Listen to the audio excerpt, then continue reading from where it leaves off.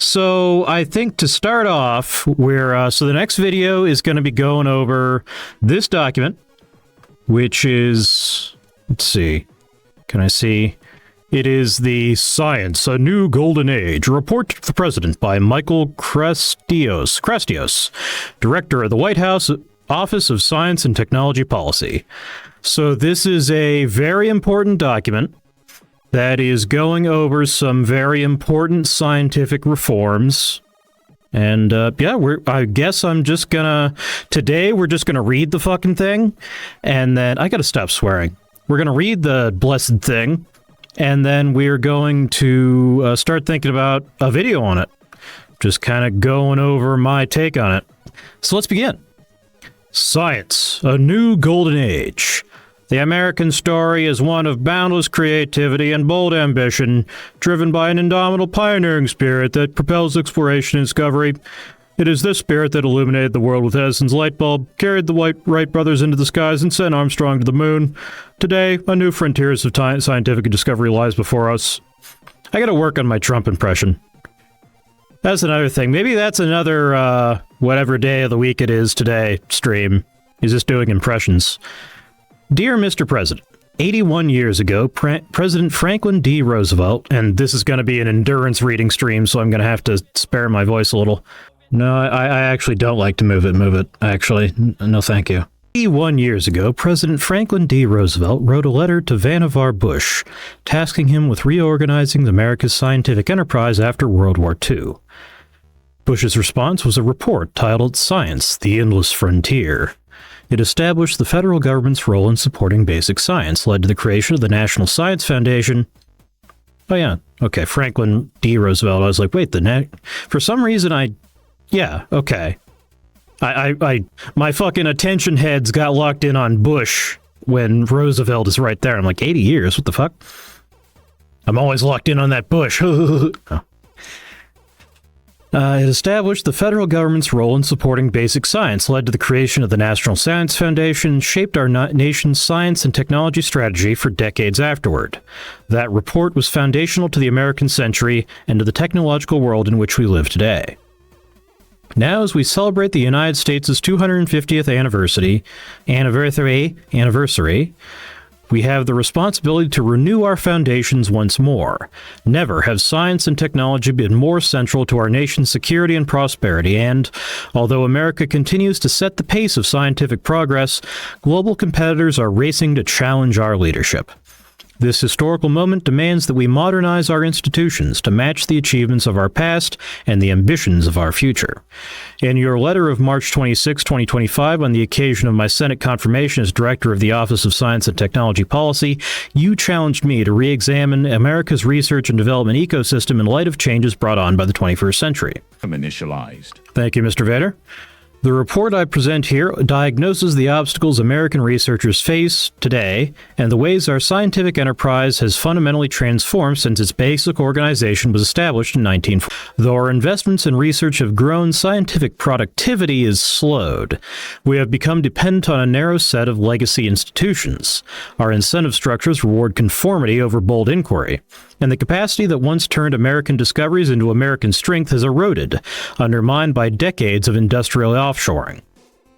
To address these and related challenges, this report puts forward recommendations for the entire scientific and technological ecosystem, across government, academia, philanthropy, and industry. Underlying all of these recommendations is a simple measure of success.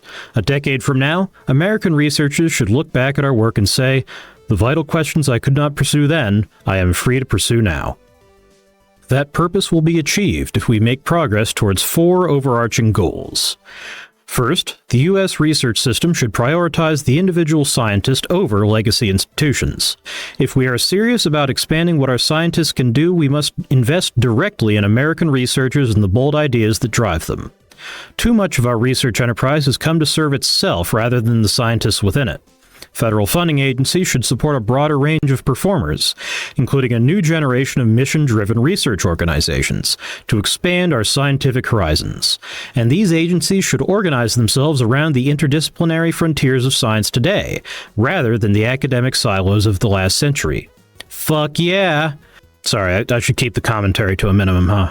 Second, the federal government should fundamentally change how research dollars are allocated, distributed, and assessed.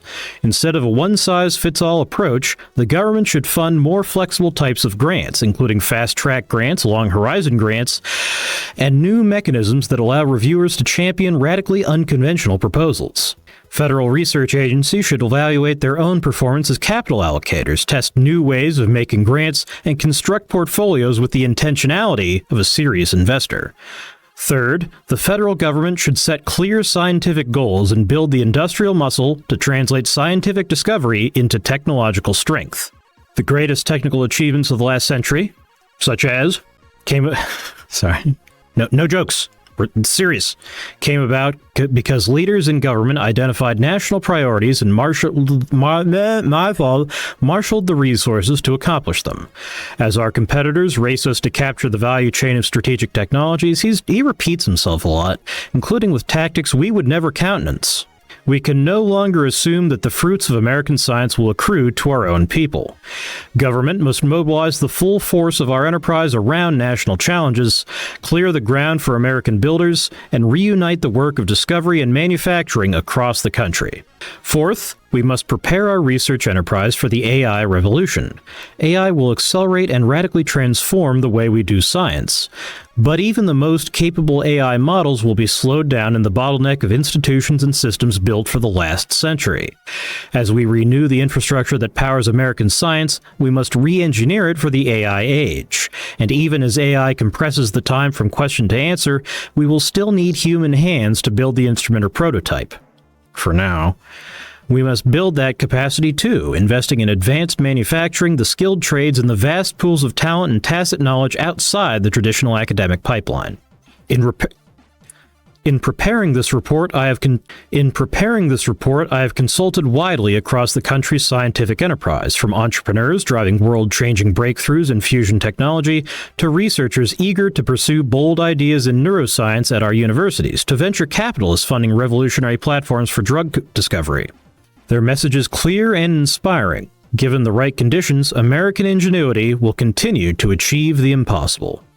Throughout our history, Americans have shown remarkable courage in their willingness to reinvent our institutions when the challenges we face demanded it, from establishing the land-grant university to creating the National Science Foundation to launching the Apollo program.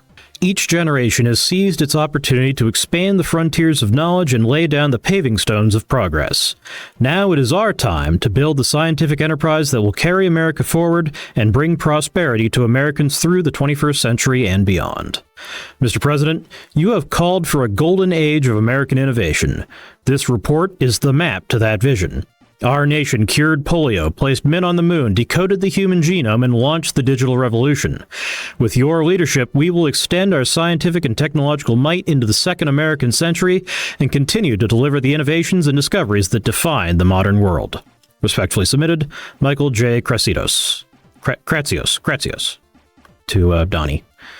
President Trump's letter. Dear Mr. Kratsios, scientific progress and technological innovations with a twin... Okay, this is kind of fluff. Okay, summary of the report.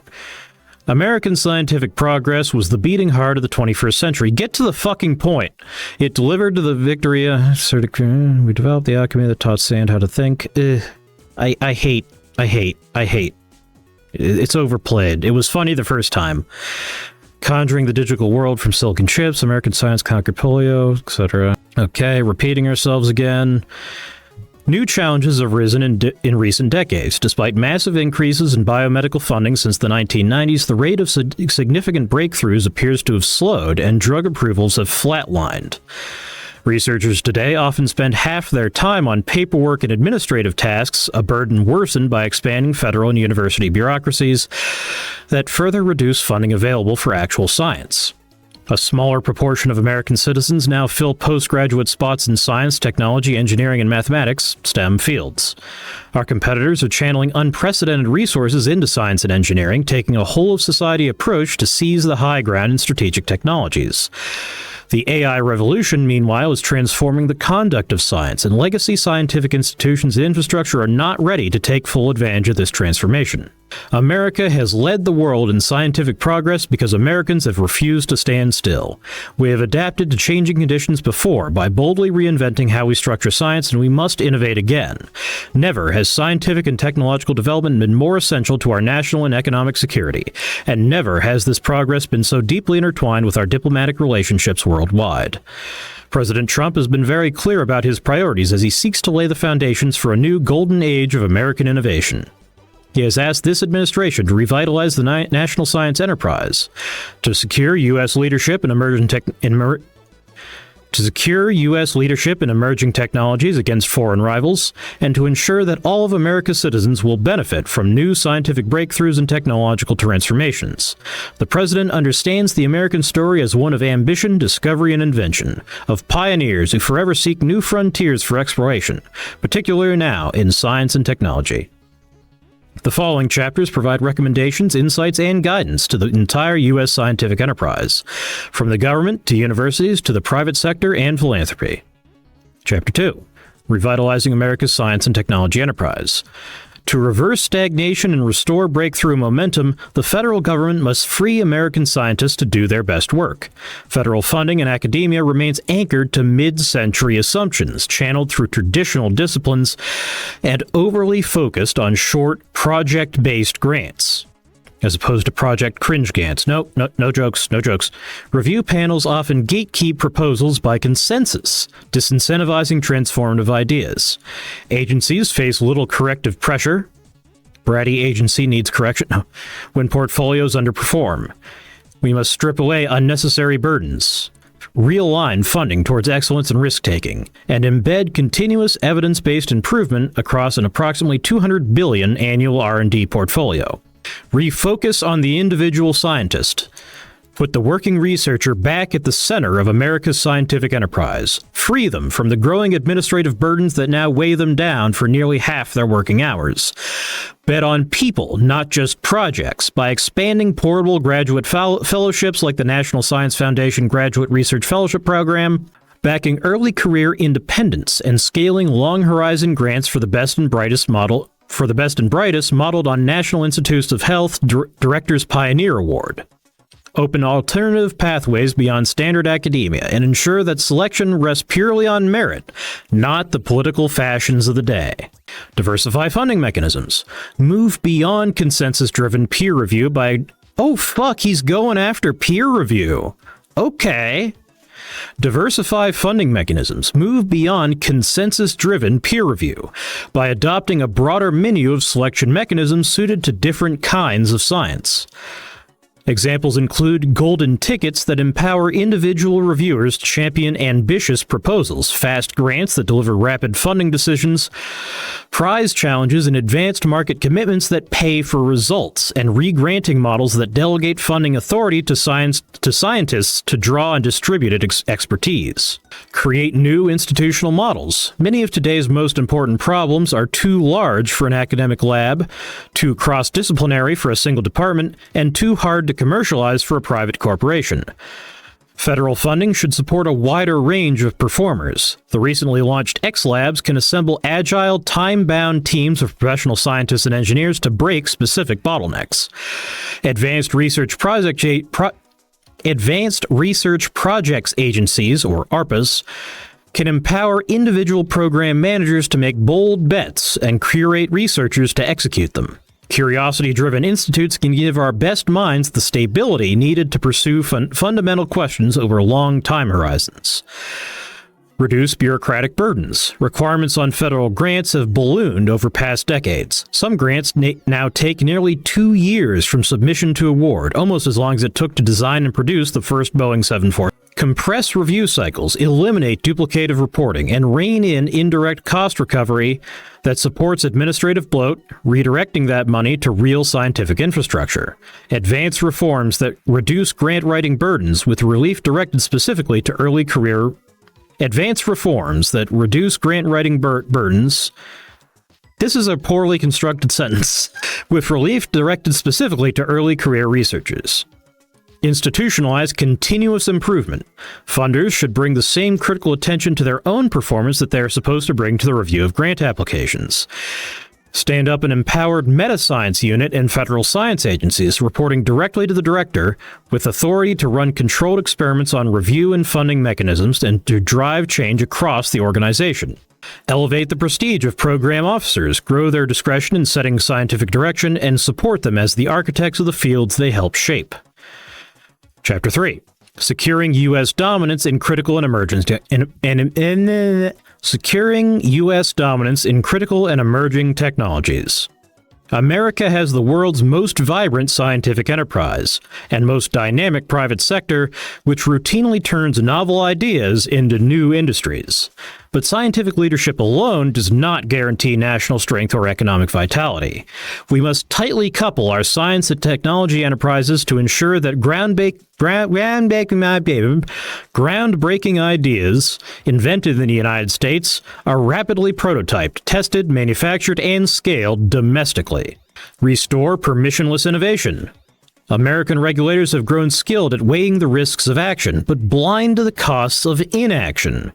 Developing good rules requires real-world evidence, and building that evidence base only comes from letting innovators prototype and experiment. Extend the president's reforms in nuclear, pharmaceuticals, and drones across other sectors. Weigh benefits alongside risks. Streamline permitting and use regulatory sandboxes to test new technologies under controlled conditions. Open federal infrastructures to American builders. The federal government has facilities and test beds no startup can replicate on its own. Broaden industry access to America's laboratory research infrastructure, including at Department of Energy National Laboratories, National Aeronautics and Space Administration centers, and Department of War facilities. Consider innovative potential alongside scientific merit and use approvals. Streamline cooperative research and development agreements and licensing. Further leverage other transaction authority. Oh my God. To enable private sector engagement in co-designing research directions and expand partnerships with the private sector to make joint investments into cutting-edge equipment. Strengthen public-private partnerships and talent flows. The university is no longer the only home of America's most innovative scientific research. Expand agency-adjacent foundations, focus small business innovation research and small business technology transfer programs to build strategic capabilities, and support joint centers among industry, academia, and federal facilities. Scale industry PhD and postdoc fellowships that move talent fluidly between sectors, drawing on America's private sector strengths to bring industry-scale resources to our academic researchers. Organize pre-competitive consortia and grand challenges. The Apollo program and the Human Genome Project succeeded because the federal government marshaled scientific effort at a scale no single institution could match. Leverage grand challenges that pull breakthroughs forward and create moonshot-scale missions for issues of national importance. Support industry consortia and use federal resources to break shared engineering bottlenecks in foundational areas, as Extreme Ultraviolet Limited Liability Company, EUV LLC, did for semiconductor lithography. So lithography is, long story short, the art of taking material and you coat it with a coating that resists acid. You shine a patterned ultraviolet light on it to harden that coating. You wash off everything you didn't pattern with the UV, and then you dunk it in acid. That eats away the parts that you don't want, leaves the parts you do. You scrape that resist off. That's what we call it, the UV plastic. It's plastic. It's UV activated plastic, just like an FDM, not FDM, the other one, SLA printer, 3D printer. So there's only one company in the world that makes cutting-edge EUV machines, and it ain't American. So this guy wants to change that. Use counties and states as laboratories. Federalism is one of America's greatest assets. Holy shit. It's surprising to hear people saying that. States can experiment with regulation, permitting, and economic incentives in ways the federal government cannot replicate. Support state-led experimentation, partner with the jurisdictions that move the fastest, and let localities compete to support regional innovation. Ensure that innovation strategies that work spread across the nation, advancing science and technology in every county and state. Chapter 4. Ensuring that science and technology better the lives of all Americans. America's scientific creativity and entrepreneurial culture position us to translate breakthroughs into technologies that enrich every American's life. That enrichment should include the creation of manufacturing jobs, not just the development of consumer products. By rebuilding the link between science and hands-on craft, federal leadership can ensure that the economic returns of discovery, including the jobs, supplier networks, and process knowledge encoded in the hands of workers, accrue to Americans in every region of the country and every sector of the economy, sustaining our technological leadership for generations to come. Integrate hands-on training. Technology is encoded not just in papers and patents, but in the tacit knowledge passed from mentor to mentee. Require universities and community colleges to embed practical technical training and externships into STEM curricula. Let hands-on experience and industry credentials count toward degrees. Holy shit. Like, that's one sentence, but that's a big deal. Reform accreditation, admissions, and tenure to reward real-world technical work alongside academic publication. Holy shit. I mean, yeah, because as a software engineer, I'm somewhat insulated from this, but among mechanical engineers, there is a big disconnect between the thinkers and the doers. They kind of hate each other. You can see videos on this by machinists saying, I got these drawings from this engineer. How the fuck does he expect me to actually make this? He designed a hole that you cannot possibly drill. So this guy wants to attack that by saying, hey, going into the machine shop and doing some machining and actually understanding how the things you design actually get made, we want that to count towards your degree. That's a big fucking deal. Because it's not like engineers don't want to go down to the shop. I mean, I'm sure some of them don't, but I'm sure there's plenty of engineers who do want to go down to the shop and see, okay, how do we actually make these things? But the system disincentivizes it. So he wanted to change it so the system does incentivize it. The system disincentivizes it because the time you spent actually learning could have been spent on fake credentials. So get rid of the fake credentials and credential actual experience. Open scientific careers beyond the academic ladder. Establish national fellowships for skilled craftspeople, practitioner and residence programs embedding machinists and technicians alongside PhD researchers, and portable industry-recognized credentials in advanced manufacturing and lab techniques. That's interesting. So they want to build a credentialing system where you get your federal machinist's card and then that's good everywhere. I don't think anything like that exists, and that does seem like a good idea. I mean, I can see how it would go wrong, but I can also see how it would go right? To connect hobbyists and tinkerers in rural communities to formal research opportunities and open up universities to technical training for local residents. That seems like maybe a little bit of a pipe dream, really cool if he can actually pull that off. But, well, I guess we'll have to see. Modernize apprenticeships and career pathways. Extend registered apprenticeships into science and technology fields. Adopt pay-for-performance funding models, such as scale workforce Pell Grants. What's a workforce Pell Grant? I know what a Pell Grant is. That's the federal loan they give you to go to college. What's a workforce Pell Grant? I guess we can look it up. Workforce Pell Grant. Workforce Pell Grant. Let's see. Okay, this is a new thing. U.S. Department of Education issues final rule to create new Workforce Pell Grant program. Today, the U.S. Department of Education announced a final rule to implement the Workforce Pell Grant program created under Trump's historic Working Families Tax Cuts Act. Beginning on 1st of 2026, students will be able to receive Pell Grants for enrollment in high-quality short-term educational programs. Okay, how do you define that? This advances the vision of ATS. Prioritizing career education. Okay. Currently, institutions of higher education award federal Pell Grants to students with financial need to help them earn undergraduate credentials.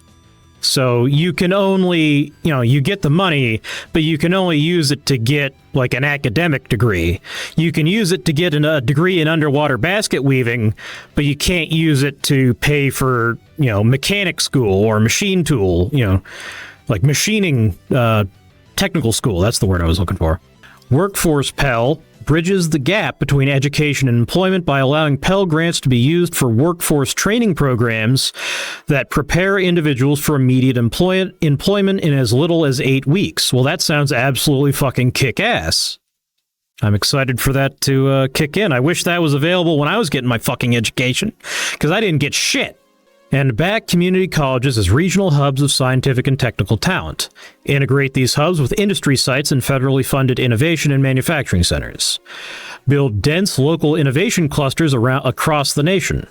Technological leadership emerges from places where research and production sit close together.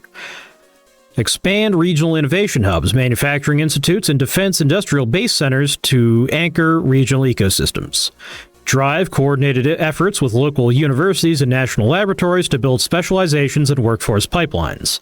Pair these efforts with the reshoring of advanced manufacturing and restore the feedback loops between researchers, engineers, and skilled technicians.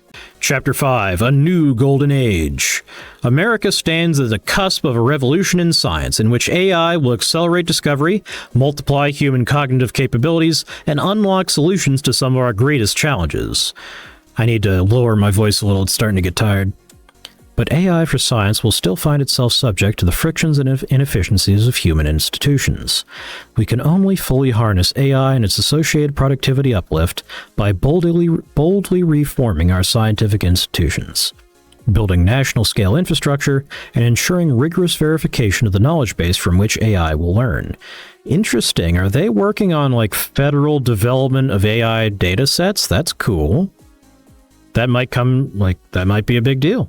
Because it's all about data quality.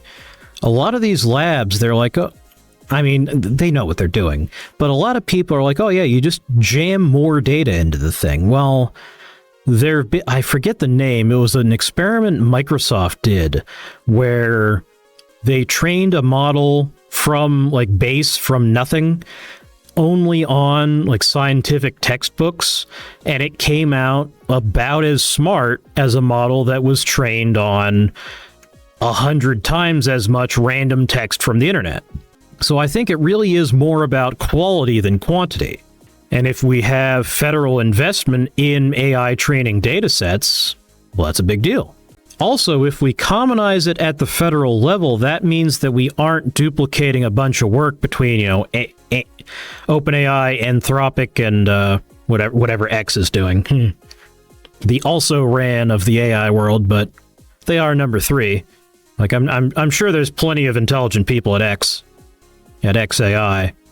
It's just objectively they aren't Anthropic or OpenAI, you know? Fully fund and expand the Genesis mission is America's flagship AI for science initiative, integrating supercomputers, AI models, scientific instruments, and datasets across national laboratories to double the productivity and impact of U.S. science within a decade. That's a very specific goal. How are you going to accomplish that? Directed at cross-cutting problems where breakthroughs unlock entire branches of downstream discovery and where AI can transform the practice of science itself. Institutionalize gold standard science. AI operating on a flawed knowledge base will only entrench bad science. Enforce reproducibility, transparency, data sharing, and falsifiability across all federally funded research through the Restoring Gold Standard Science Executive Order, creating a trusted foundation for AI-powered discovery. The other thing is there is, whatever word we're using for it, woke, crypto-fascist, communist, whatever you want to call it, there are efforts among that political group to corrupt AI datasets, and they've been pretty effective. So I'm interested in hearing if they have a plan to try and mitigate that. They call it AI ethics because, being a good heckin' person and all that. But that's what they mean, is making the AI woke, making it... because it's very difficult to get an AI to be racist in the right ways. Like, you can train it to think that racism is always bad. That's not very hard. But it's like, okay, well, we still want to allow racism against white people, of course. And it's like, well, why? Like, I'm supposed to guess what this guy's race is before I filter his comment? What the fuck? build verification infrastructure at scale. While the cost of generation has decreased exponentially, the cost of verification has not. Invest in AI-enabled verification systems, open standards, and continuous replication mechanisms. Set standards to enable the development of machine-auditable replication packages and reward those who replicate or disprove influential scientific results. That's the other big thing in our science system, is there's no reward for checking someone else's work. So stuff will come out, there'll be one study on it, and then we just have that one study. And then other scientists will try to do the same experiment to see if it got the same result. It doesn't get the same result, so they hide it because that doesn't advance your career. So if we set up systems to actively reward replications and refutations, that's a big deal. Accelerate autonomous experimentation. Closed-loop autonomous laboratories can collapse discovery timelines by orders of magnitude and enable science at a truly industrial scale. Focus investments in robotics and automated laboratories, leveraging industry demand and federal R&D to ensure our scientific equipment industrial base is built on the world's best hardware and software and leads the charge in the coming scientific revolution. Experiment with AI-native scientific institutions. Today's funding structures, publication systems, and credit mechanisms were built for a world of human-paced discovery. Begin the transition to AI-native institutions, including through faster and more open forms of scientific publication, more granular credit attribution, and new market mechanisms that direct resources to problems where breakthroughs matter most. Yeah, we absolutely need scientific publication reform, too. Because I don't know if you've ever tried to look up a scientific paper. Sometimes you can. Usually they're paywalled. Scientific progress remains essential. 81 years ago, Vannevar Bush wrote that scientific progress would be an essential key to our security as a nation, to our better health, to more jobs, to a higher standard of living, and to our cultural progress. Bush had seen a glimpse of science's promise for America and the triumphs of penicillin and radar in securing victory in World War II. His vision proved prescient through the 8 decades that followed. God, has it really been 80 years since World War II? We still fucking talk about it. Since then, incredible breakthroughs have emerged from our nation's laboratories. I mean, we're still not over it, is my point. Although, you remember those Feral Outlaws videos where he started saying, it seems like we've finally started getting over World War II. I don't know, 80 years, that's about a human lifetime. I guess that makes sense. Since then, incredible breakthroughs have emerged from our nation's laboratories. The transistor and the integrated circuit, the laser and the LED, the mapping of the human genome, and the tools to edit it. The new products, new industries, and more jobs Bush envisioned have materialized as entire economic sectors, such as computing, biotechnology, aerospace, and telecommunications, which today employ tens of millions and generate trillions in wealth. Enabled by technologies unimaginable in Bush's time, the energy revolution has made America the world's largest oil and gas producer. Now, small computers in our pockets connect us instantly to family across the continent, unlock the world's knowledge, and guide us through unfamiliar streets. Great advances in materials science have given us everything from nylon stockings to bulletproof vests, artificial joints, and fighter jets. We place GPS satellites in orbit that guide our tractors to precision planting, our packages to on-time arrival, and our troops through hostile terrain. We established the field of modern biotechnology, invented MRI, and developed the lithium batteries that power our cordless world. And in mere decades after Bush's letter, we walked on the moon and sent scientific instruments to the edge of the solar system. Our scientists have achieved even more than this. We often forget that American farmers have tripled their output while using a quarter of the labor used in the 1940s. Or that the average American lives more than 10 years longer than when Bush penned his report. Within living memory, cancer has been transformed from a death sentence to a treatable condition for millions of Americans. The most common form of childhood leukemia has gone from universally fatal to curable in 90% of cases, and deaths from heart disease have fallen by more than half since their peak. These triumphs happened here in America only because of intentional choices made by our people and institutions.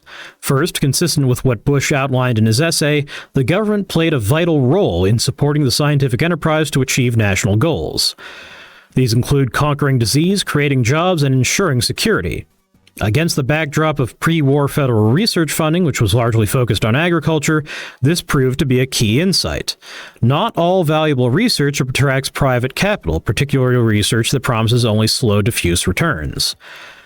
In the capital environment of the mid-20th century, no investor would have funded efforts to build particle accelerators or discover the fundamental insights that underlie the genomic revolution.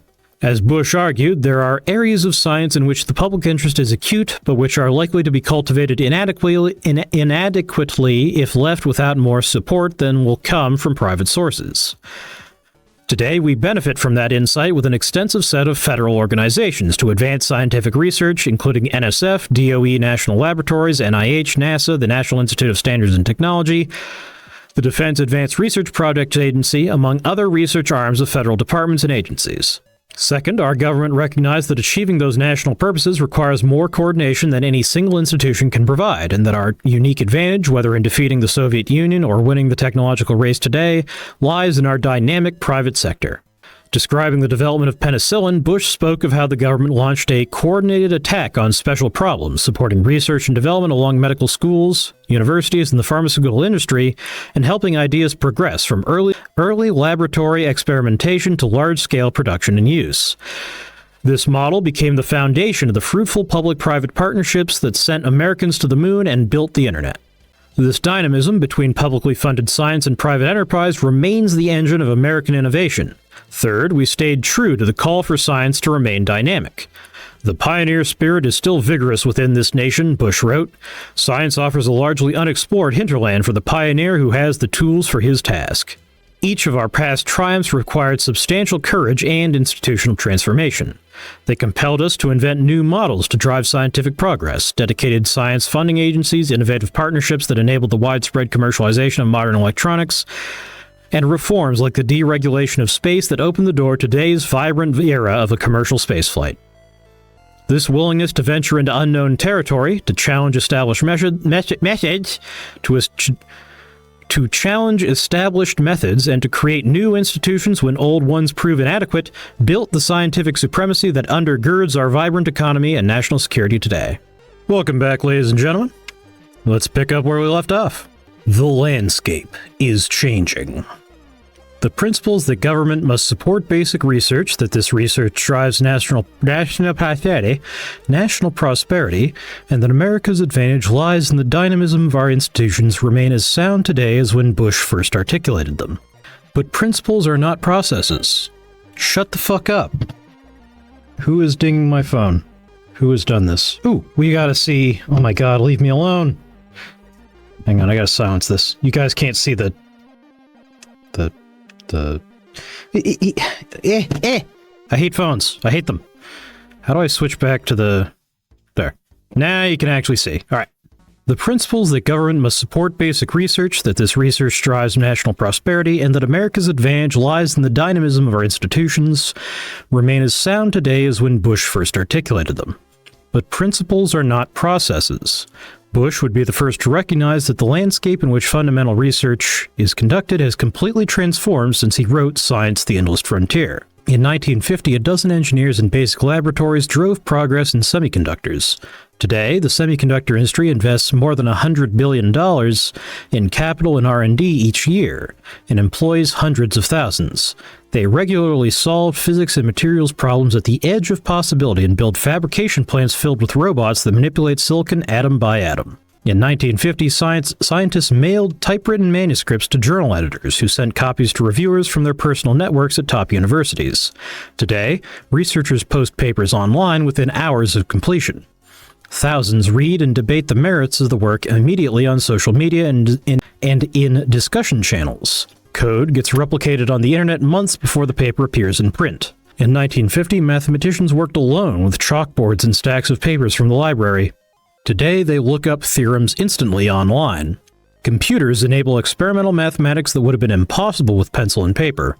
Software languages modularize massive proofs, letting dozens of mathematicians collaborate on a single problem simultaneously from coast to coast. New frontiers and new approaches.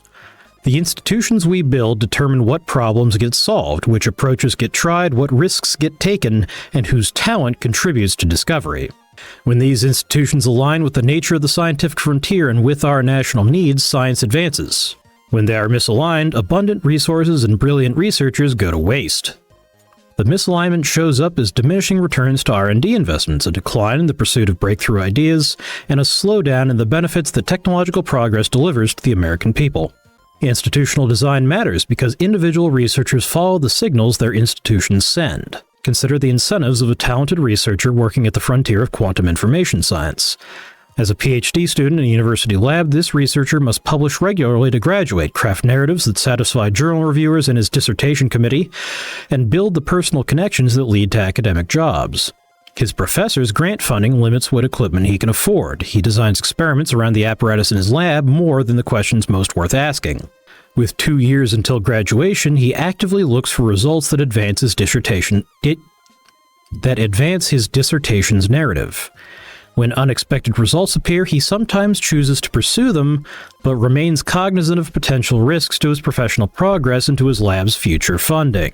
As a startup founder raising venture capital, the same researcher faces different pressures. He pitches a bold vision of scalable quantum computing to investors. He can hire engineers and build quickly with tens of millions of dollars in seed funding, but he must also deliver revenue within 5 years and sustain a clear narrative as funding rounds continue. The technical approach he outlined to investors may not be the best path forward, but changing course risks losing investor confidence. Market pressure imposes scientific constraints that grant reviewers might not. Both paths advance science and technology, but both Both paths advance science and technology, but both channel talent towards different problems in different ways. The discoveries that get made depend not only on the questions that are scientifically salient, but on the fit between those questions and the incentives researchers must navigate. It therefore falls to the public officials who steward federal funding as the architects of the national scientific enterprise to understand the constraints our researchers face, to create the right incentive structures wherever possible, and to drive R&D in whatever gaps remain. Only then can we unleash American scientists and give them ever greater freedom to explore.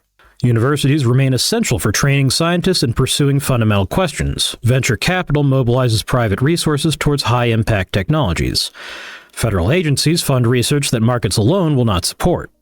Each serves an essential purpose, but the scientific frontier is constantly shifting, requiring vigilant self-improvement to ensure these institutions remain suited to answering the most important questions today. He had a dangling the. The system that emerged from Bush's vision served the last American century. But every generation of Americans must show the courage to reinvent our institutions when the frontier demands it. We established land-grant universities when agriculture needed scientific foundations. We created DARPA when the pursuit of breakthrough military technologies required an agency willing to fund high-risk ideas that traditional funders would reject. We developed the venture capital model when a gap emerged between the long-time horizons of emerging technology companies and the capacity of traditional capital markets. The questions demanding answers, the tools required to answer them, the scale of coordination needed, and the timelines involved all shift as knowledge advances. As our predecessors did, we must continue to craft and refine the machinery of science, allowing each component to work to full advantage and freeing our innovators from pressures that keep them from the greatest goals. A new American century will require new engines of scientific discovery. Growing private sector R&D. One particularly visible shift in the scientific machine is who funds and performs research.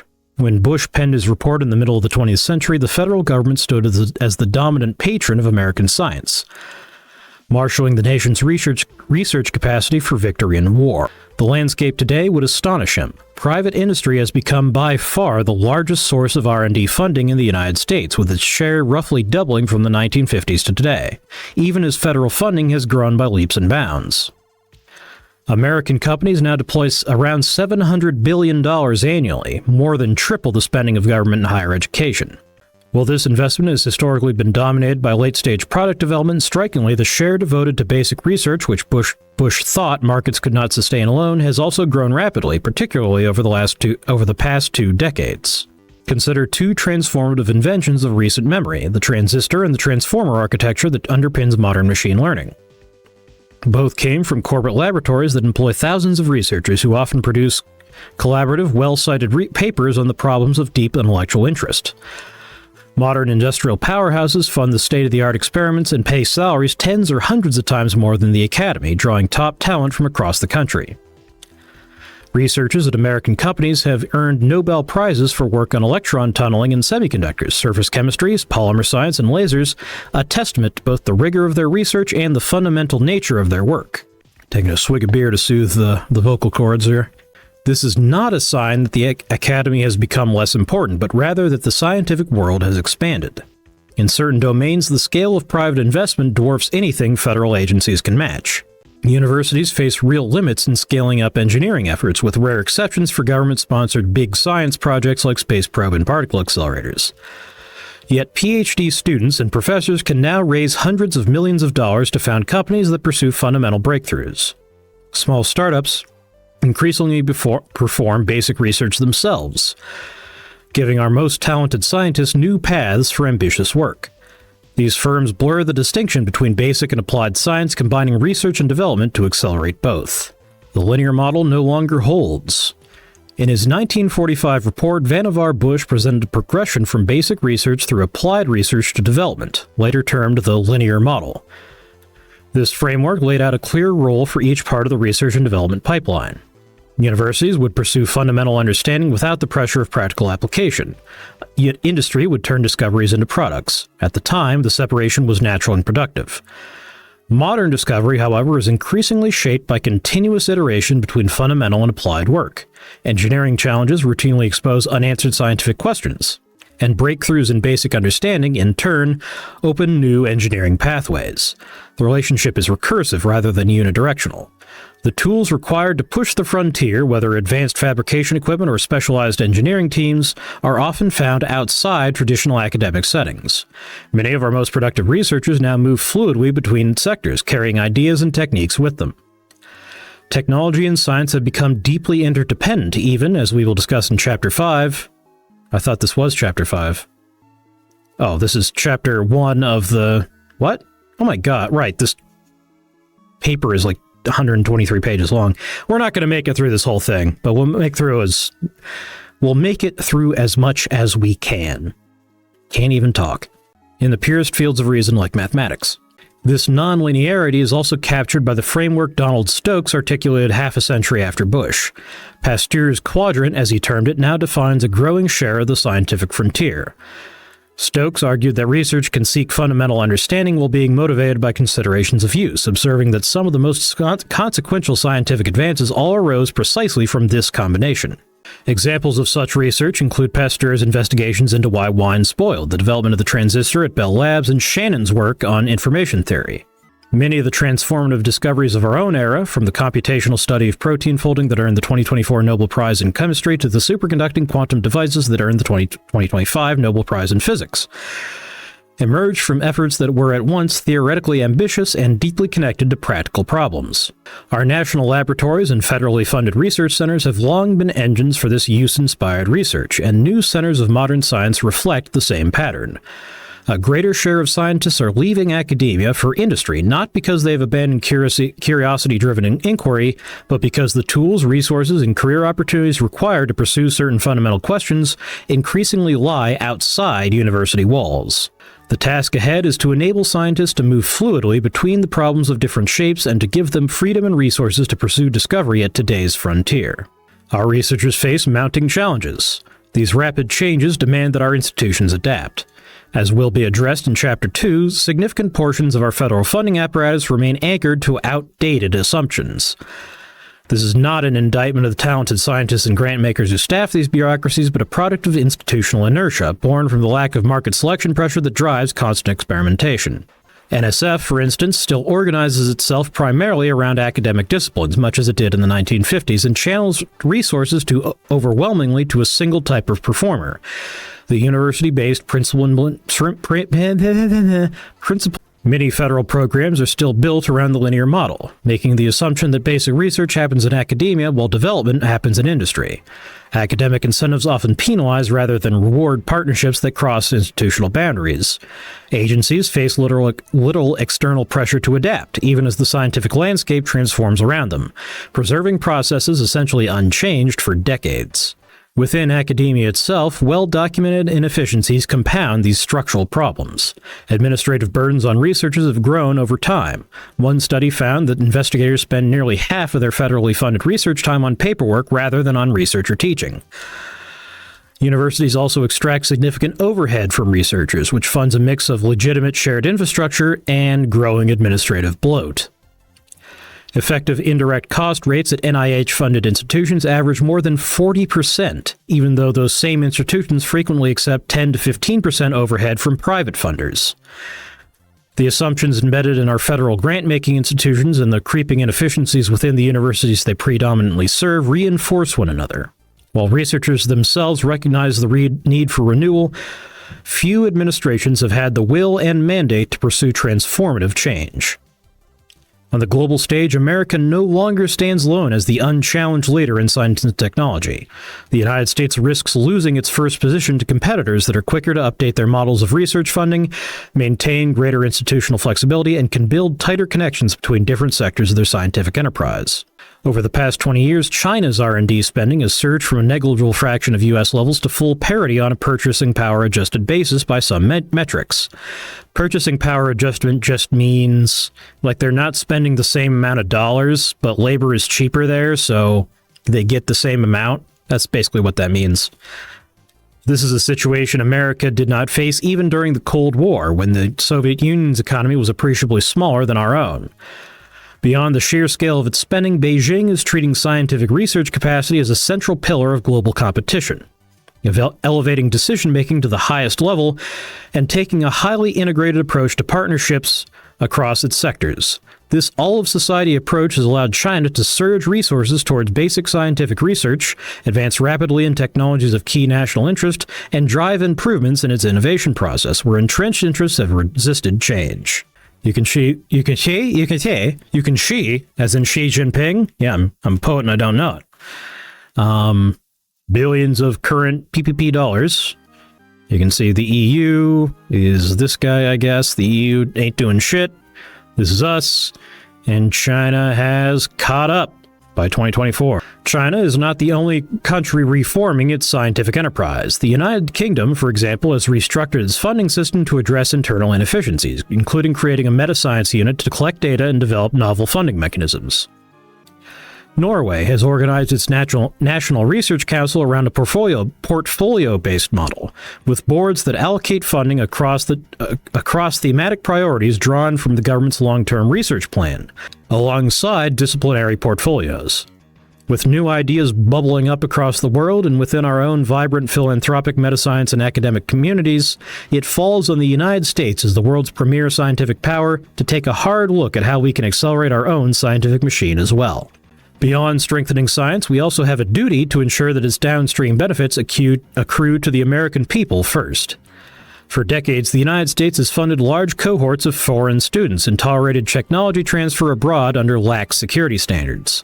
As of 2024, temporary visa holders accounted for around half of U.S. doctoral graduates in computer science and mathematics, with confirmed post-graduation plans.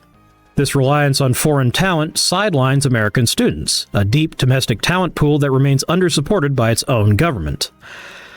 At the same time, we train extraordinary global talent at enormous expense, only to lose this effort when foreign governments recruit them to build up their own technological enterprises. The interest of vast scores of Americans in using taxpayer dollars to invest in our STEM pipeline has, consequently, eroded. America's over-reliance on foreign students also creates a security challenge our institutions are ill-equipped to address. While our R&D ecosystem is now less vulnerable to exploitation due to presidential actions taken in the first Trump administration, there is an urgent need for comprehensive approach to research security.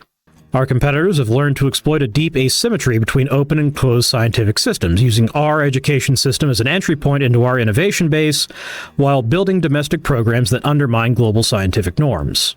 The United States conducts research openly, publishes freely, and shares methods transparently. These values are central to scientific progress. However, there is a critical difference between sharing information on one's own terms and being exploited. The parts of a scientific enterprise that are not shared are often its comparative advantages. These are precisely what our competitors work hardest to extract, leveraging human capital educated in our universities, harvesting data from our papers while restricting access to their own, and scaling breakthroughs that first achieved in our laboratories on their factory floors. For too long, the United States has believed that technological leadership can be secured solely by discoveries made in America, regardless of whether those discoveries are then translated into products, capabilities, and industries here or on foreign soil. The consequences of this unguarded openness in laboratories and in markets has been severe. The United States pioneered many key enabling technologies for extreme ultraviolet lithography, yet the only company capable of manufacturing EUV lithography machines today is headquartered in Europe. We pioneered lithium-ion batteries, yet Asian firms dominate global supply chains and, by extension, battery chemistry research. We developed advanced manufacturing techniques that now underpin factories abroad. Discovery without domestic manufacturing leaves America paying the research bill, while rivals develop the process improvements and capture the economic, strategic, and knowledge returns. You can see this figure shows the proportion of doctorates awarded to temporary visa holders. It's like 40%. The president's charge. As our competitors copy and adapt our scientific machine for themselves, sustained leadership requires us to keep innovating. Standing still while the world changes is not stability. The Manhattan Project succeeded not only because of brilliant physicists, but because we built new institutions capable of coordinating the activity of thousands across the basic science and immense engineering challenges needed to build the bomb.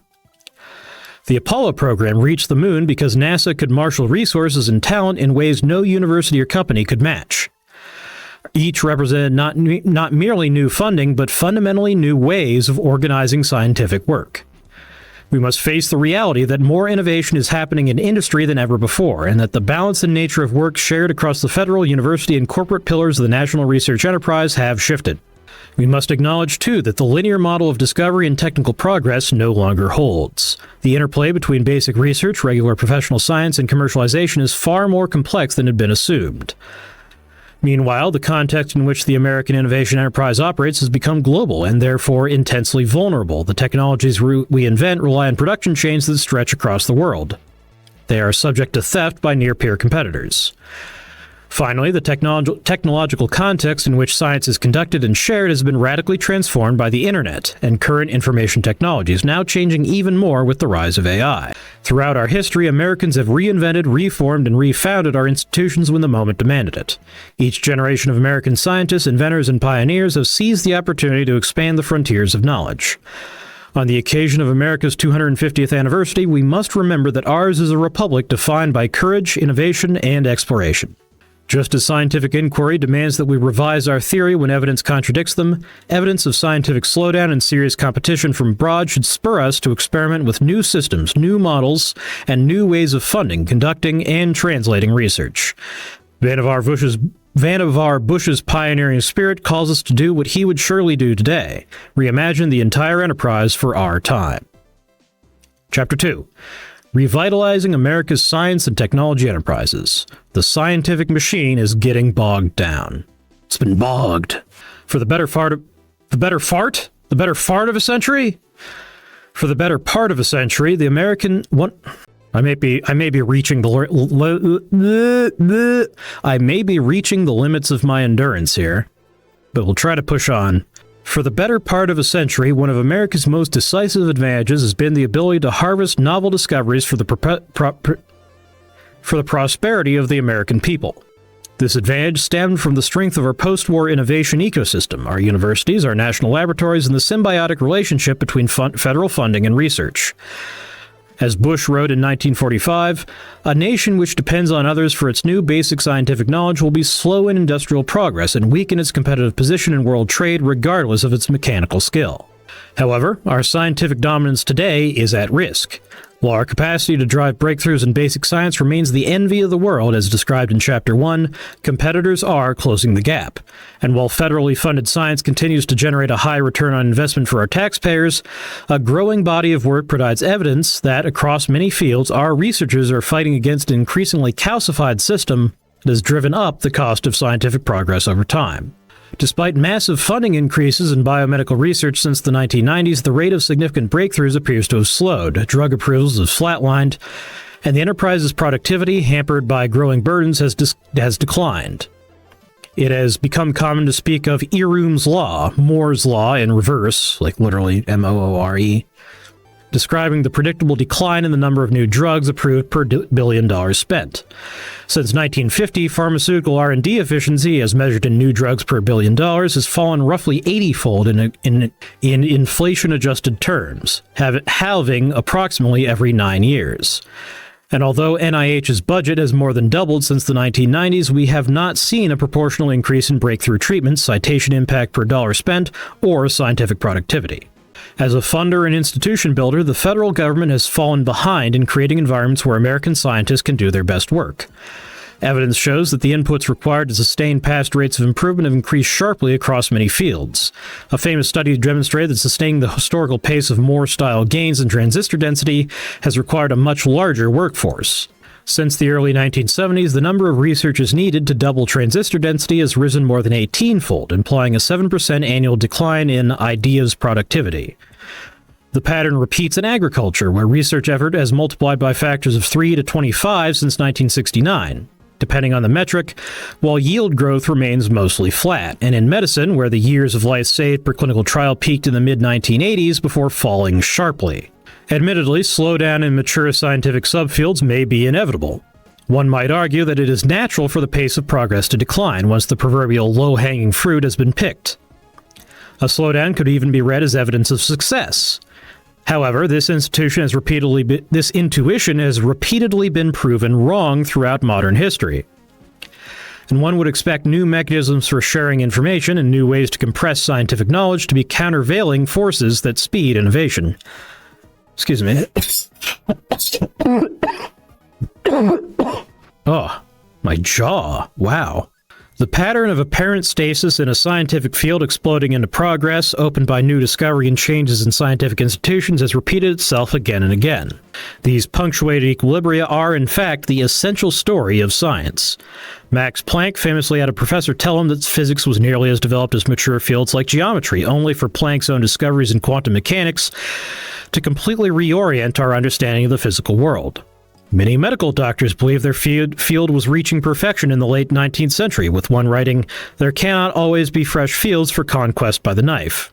Yet soon, the concurrent transformation of medical education and emergence of research hospitals created the institutional foundations for a broader understanding of disease and for modern medicine as we know it.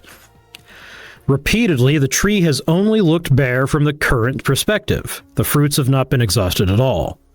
We had literally lacked the tools with which to pick them. By adopting new social and material technologies, we can again accelerate the pace of discovery. It falls to us, as it fell to our predecessors, to imagine new machines capable of exploring the endless frontier. Our first step is to strip away the frictions that keep our brightest minds from pursuing the ideas most likely to lead to transformative breakthroughs.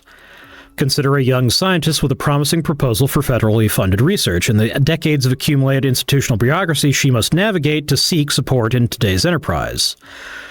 She spends 2 to 4 months drafting the proposal, assembling preliminary data for the same project requiring funding and navigating her university's internal review process. If she applies to NIH in February, she will be lucky to learn whether she succeeded by the end of the year. Certain grants even have up to a 20-month lead time. That is almost as long as it took for the Boeing 747 jumbo jet to go from the drawing board to production. If she is awarded the grant, she will face mounds of paperwork. From 1991 to January 2025, the federal government imposed at least 270 new requirements on research grants, far outpacing efforts to reduce administrative burdens on researchers. Federally negotiated indirect cost rates now reach 50 to 60% of direct research costs at major institutions, a figure our scientists will have to bear in mind as she drafts her application.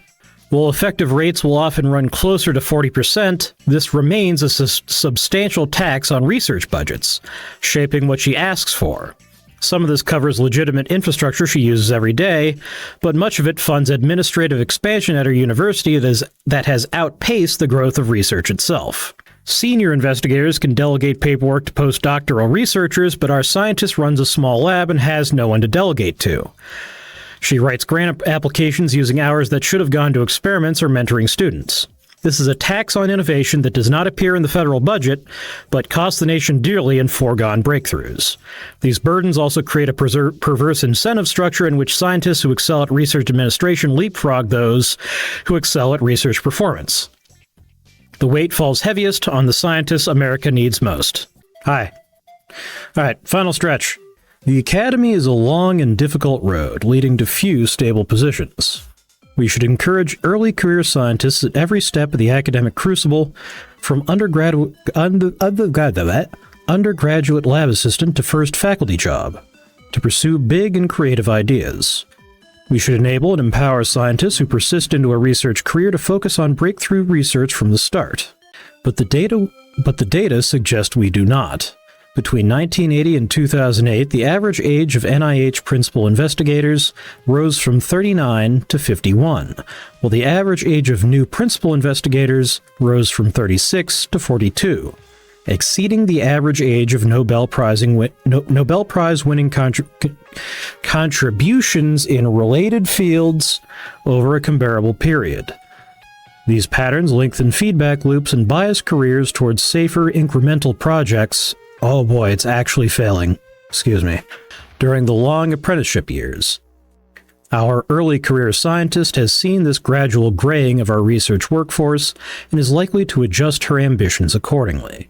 This graph shows the average age of RO1 equivalent first-time investigators. As you can see, 1980, the average investigator was 36. And now, what is it, 80, 90, that's 10 years, 20 years... about 40 years, a little under, 38.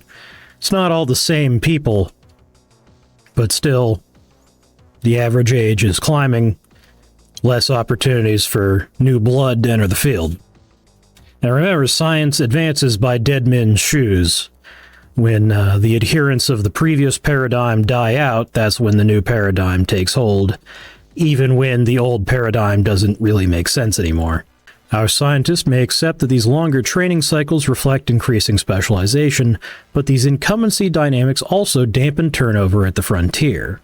The effect is encapsulated by Planck's famous misquote that science advances one funeral at a time, and is well documented.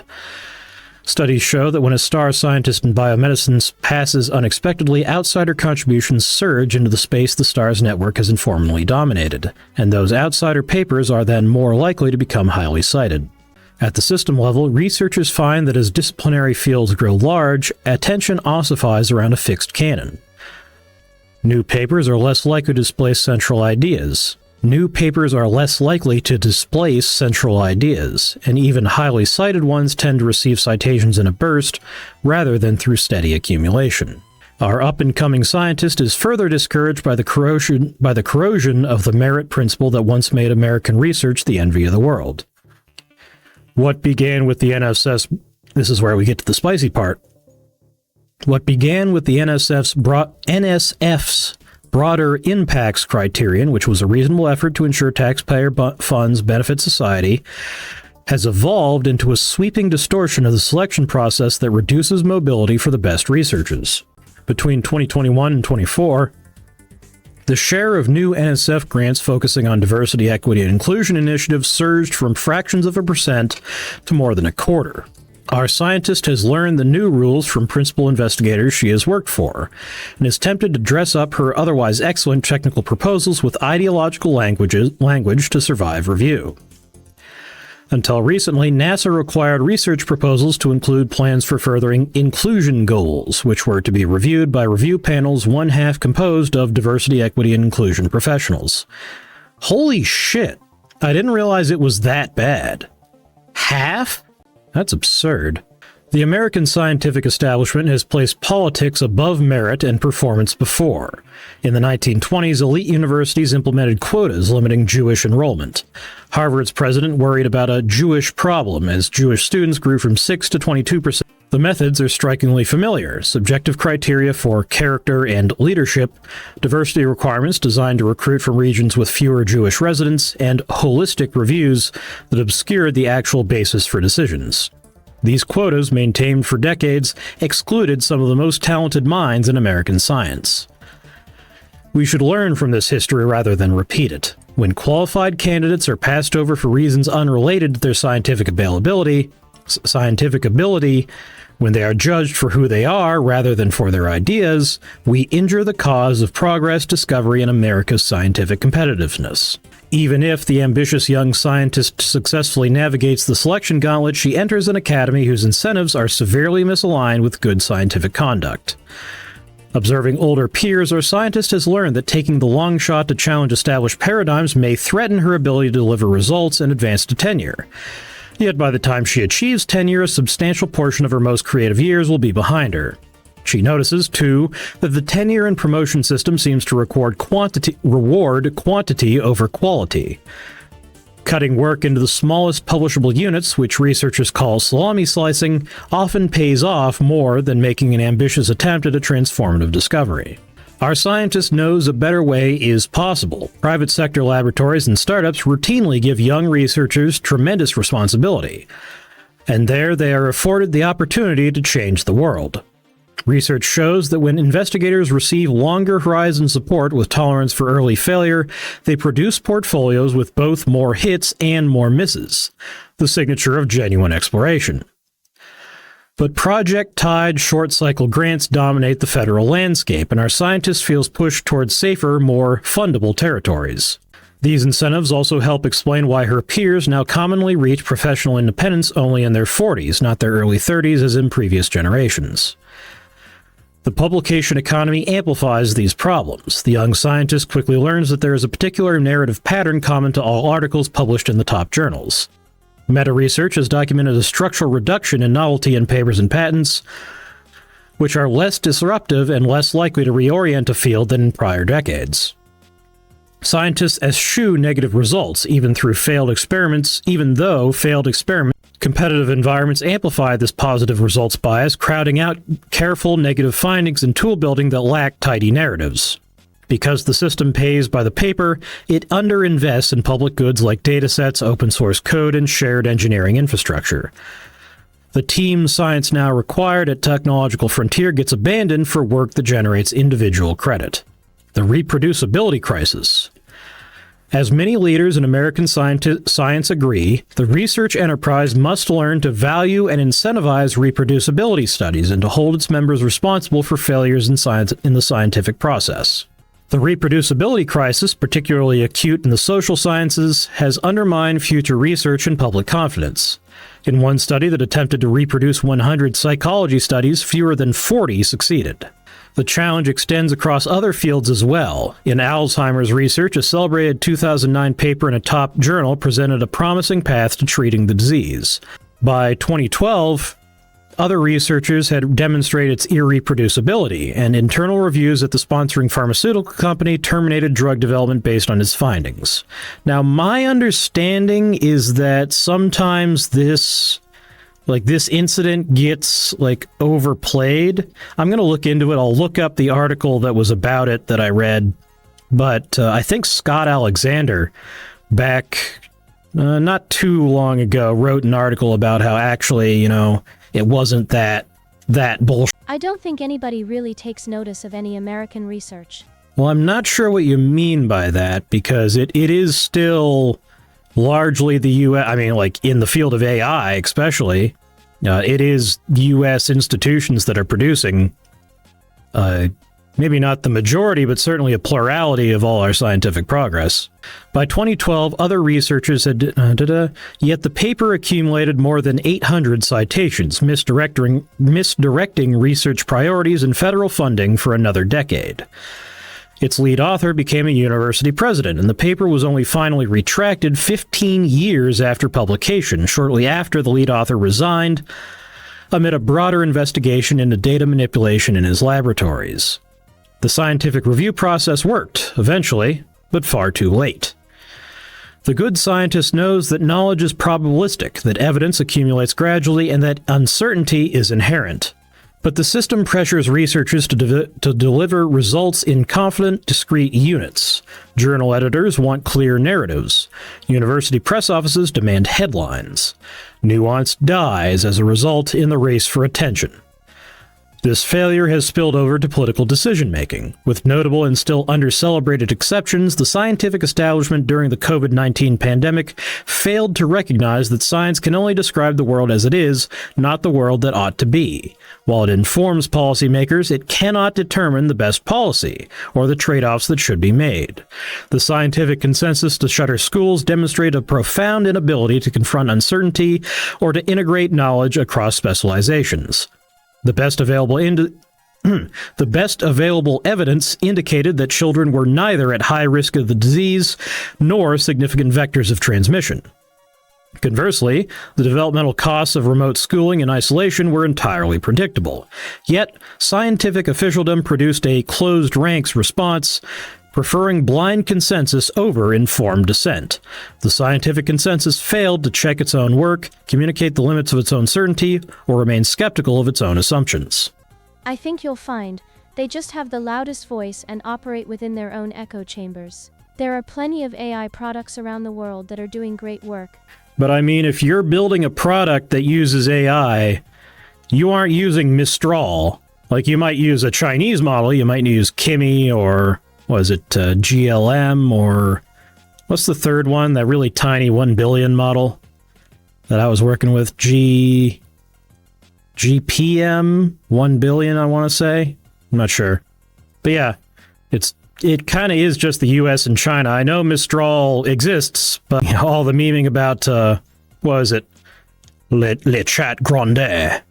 But, I mean, Mistral models work, but they're not exactly frontier. But I don't know, the big cat might show us all up. We don't know. A lack of accountability.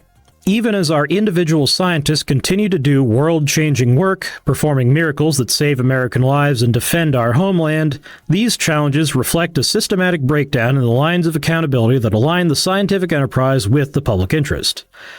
While repeating the mantra that science must be independent of politics, parts of academia have become highly dependent on government funding. Frankly, I think the most likely scenario is just that we lose control of the future.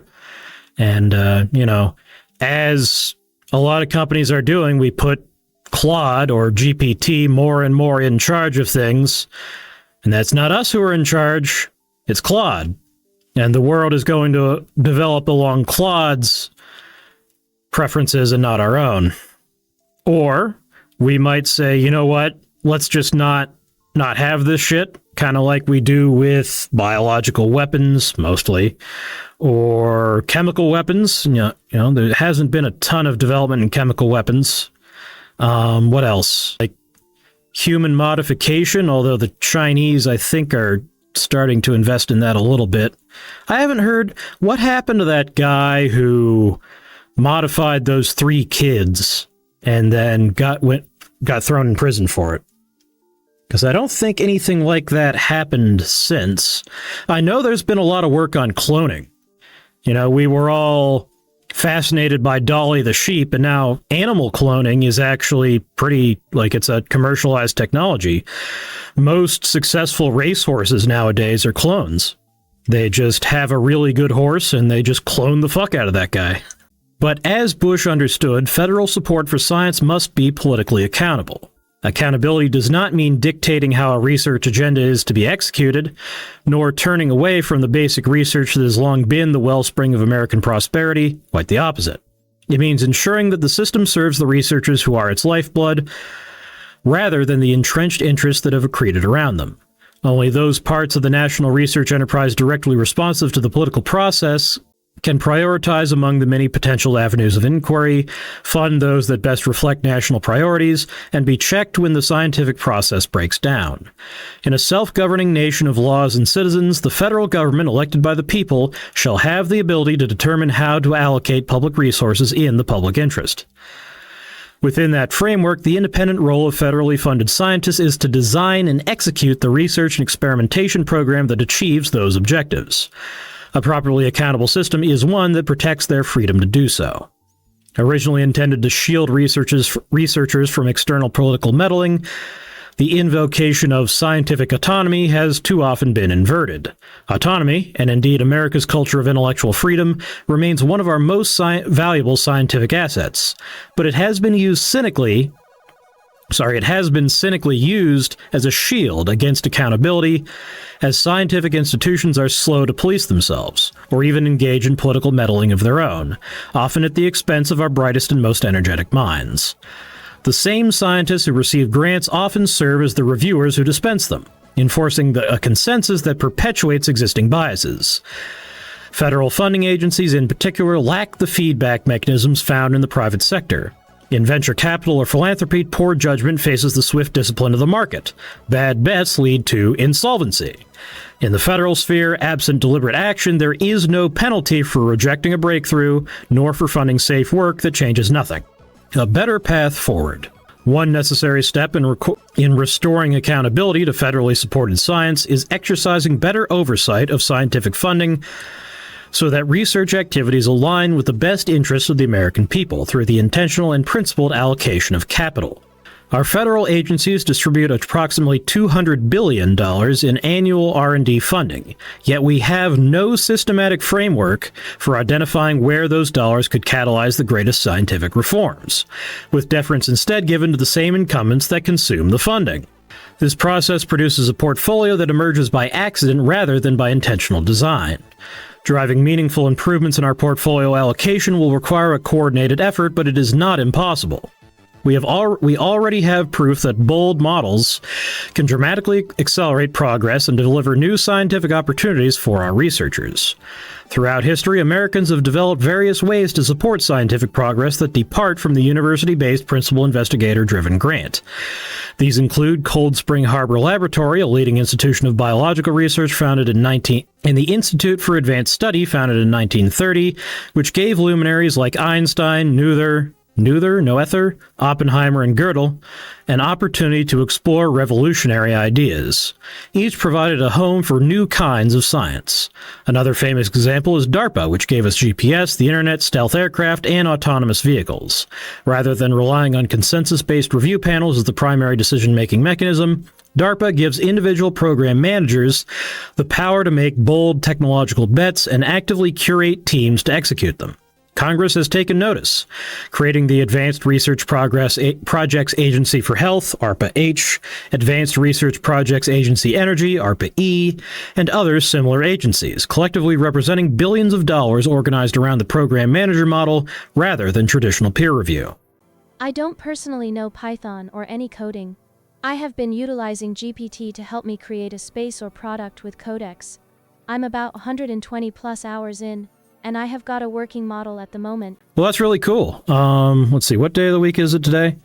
Usually on Thursdays, we actually do AI-powered coding on this stream. So if you feel like hitting the follow button and you feel like coming back, let's see, we usually start stream about, exactly 2 hours ago.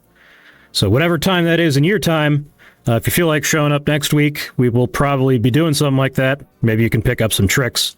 I've been working with LLMs since 2019 when GPT-2 came out, so I picked up a thing or two over the years. Over the past decade, a growing community, but that is really cool. It's great to see people like picking up, because when this stuff was new, people were like, oh man, everyone's gonna be a coder now. People can just build their own software. And everyone was like, no, people aren't gonna learn to code. They're not gonna build their own software. But no, some people are. Some people are also building, slop that leaks everybody's account credentials. But, and you can always... The way I like to use AI coding is that you kind of vibe code the first version for requirements development. Like kind of you have to build it to know what you want to build, So you vibe code the first version, and then once you understand what you really want, then you sit down and build the final version. I've always been an ideas person, and now I have an outlet. Hell yeah. I mean, I'm kind of the same way. You know, all this thing you see on the screen, that was like, I would not have been able to develop that without the help of AI. Over the past decade, a growing community of researchers, philanthropists, and policymakers has turned the lens of scientific inquiry onto science itself, asking precisely how we can reduce frictions, align incentives, increase accountability, and inject more dynamism into the scientific enterprise. This field, often called metascience or the science of science, has begun generating rigorous evidence of what actually works, both by studying why models like DARPA or the Institute for Advanced Study succeed, and by running controlled experiments on new approaches. Philanthropies and federal agencies are now deliberately applying these insights and piloting new organizational forms to address gaps the traditional academic system cannot fill. For instance, NIH has recently created a metascience office, and the new Directorate for Technology, Innovation, and Partnerships, TIP, within NSF, has been experimenting with alternatives to traditional peer review, designing and executing controlled experiments and alternative funding mechanisms in partnership with metascience researchers. These scattered successes confirm the possibility of systematically redesigning how we organize, fund, and conduct science. Realizing that potential will require us to understand how the nature of scientific work has changed, what new institutional forms those changes demand, and what funding mechanisms can best support them. The answers will not come from any single reform, but from building the capacity for continuous experimentation, for applying the scientific method to the scientific enterprise itself. All right, that is all the vocal endurance I have for tonight. We are 40 out of 123 pages in, so we will have to return to this document at a later date. The 19th and 20th centuries witnessed a series of institutional innovations that ushered in a fertile era of discovery. The natural philosophy of earlier ages, where a single scholar might range freely across what we now call physics, chemistry, and biology, had given way to specialized disciplines. Each had its own departments, journals, and staff. This transformation, pioneered primarily in German universities during the 19th century, laid the foundation for scientific professionalization. Why am I not able to scroll? There we go. America adopted this architecture of discovery and gave it a distinctive twist. Land-grant universities democratized access to scientific education. The college major system restructured undergraduate training, and technical universities focused on industry. These innovations proved remarkably successful. The combination of disciplinary depth with clear career ladders enabled the specialization that carried us into the scientific lead. Yet, the disciplinary framework that served us in the 20th century sits uneasily with science in the 21st. The most consequential questions of our era, such as how proteins fold and function, how certain disorders emerge from neural circuits, and how we can harness fusion energy, do not respect departmental boundaries. The protein folding problem that earned the 2024 Nobel Prize in Chemistry belonged to no single academic department. It required deep knowledge of biochemistry alongside advances in AI and engineering at scale. 2 of the 3 laureates came from a corporate research lab, where team-based science harnessed diverse experience. The 3rd laureate's work was seeded by NSF and later heavily supported by private philanthropy, spinning off into a large-scale university-affiliated center, rather. Both efforts depended on decades of infrastructure building in open science, such as the critical assessment of structure prediction competitions and the protein data bank, built by over 60,000 experimentalists who shared their findings freely. The shape of an institution determines the shape of the science it produces. The university laboratory, centered on the principal investigator and a rotating cast of graduate students, excels at curiosity-driven research and at training the next generation within established disciplines.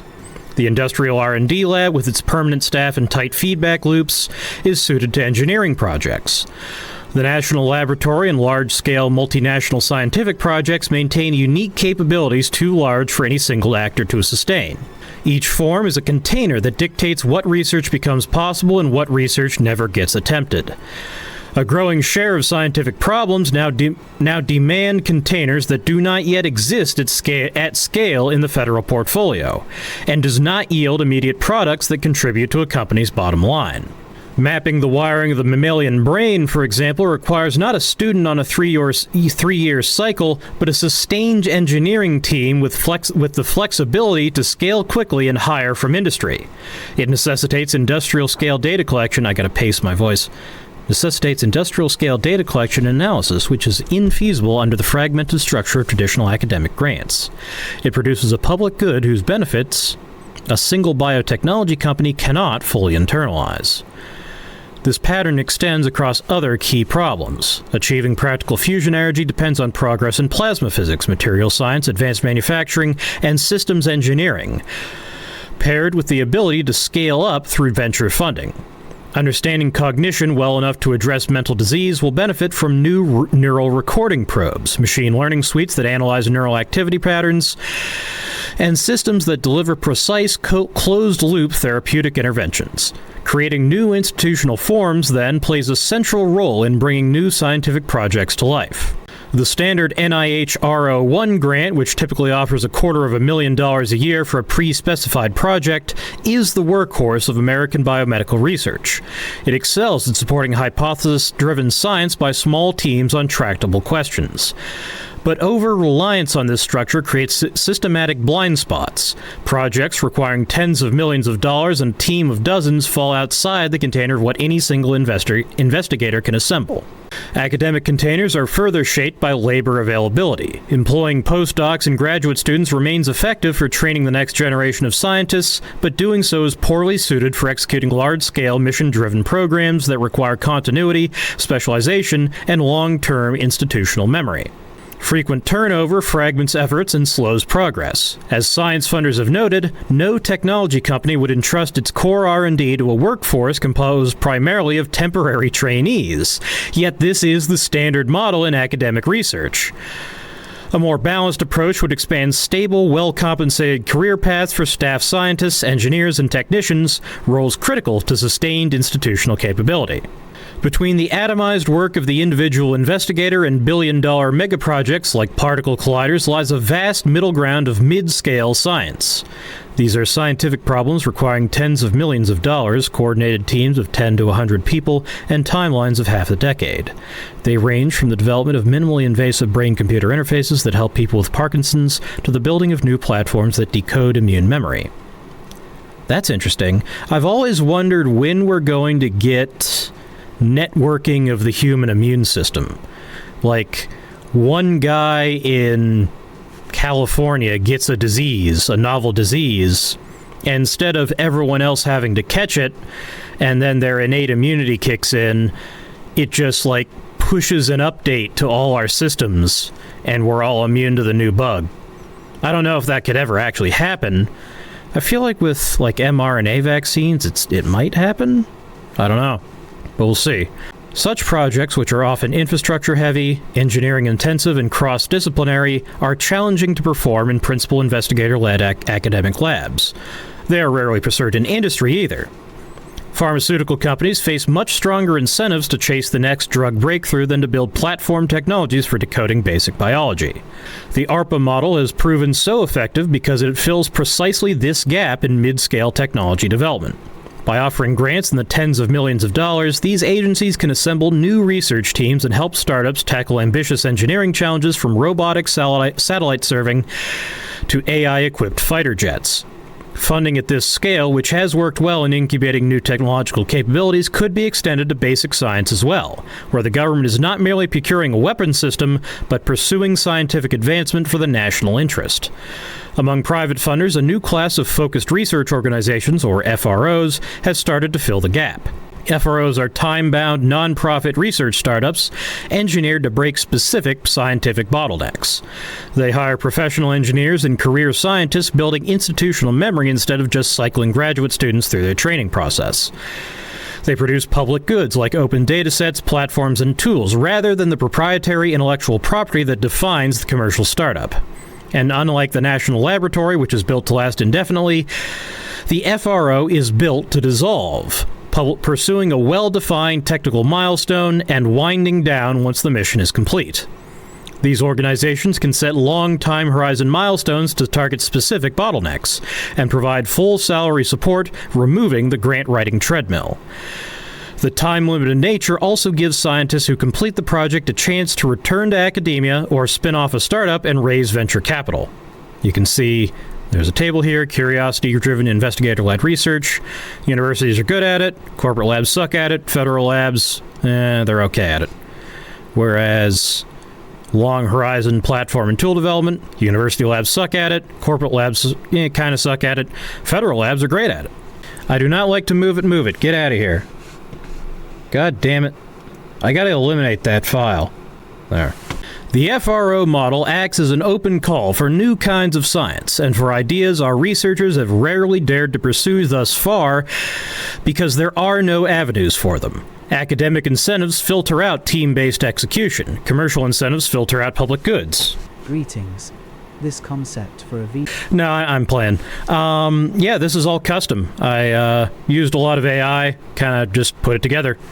It runs on, let's see, at one point it ran on MediaPipe, and then we found that MediaPipe had too low of a frame rate on my machine. It was too resource hungry. Didn't give really the results we wanted, so I extracted the underlying models that MediaPipe uses, turn them into ONNX models. Let's see, how exactly does my inference stack work on this? I don't know. But yeah, it's a real CRT. And then I have a custom program that watches my face and then does this. Ooh, ooh, ooh.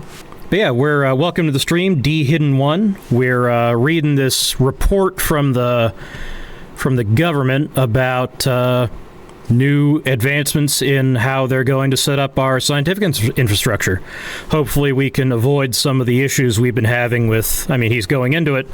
But yeah, the pace of science has slowed because Mr. Kratsios, I always mess up his name, he thinks that the structure of our institutions needs to change.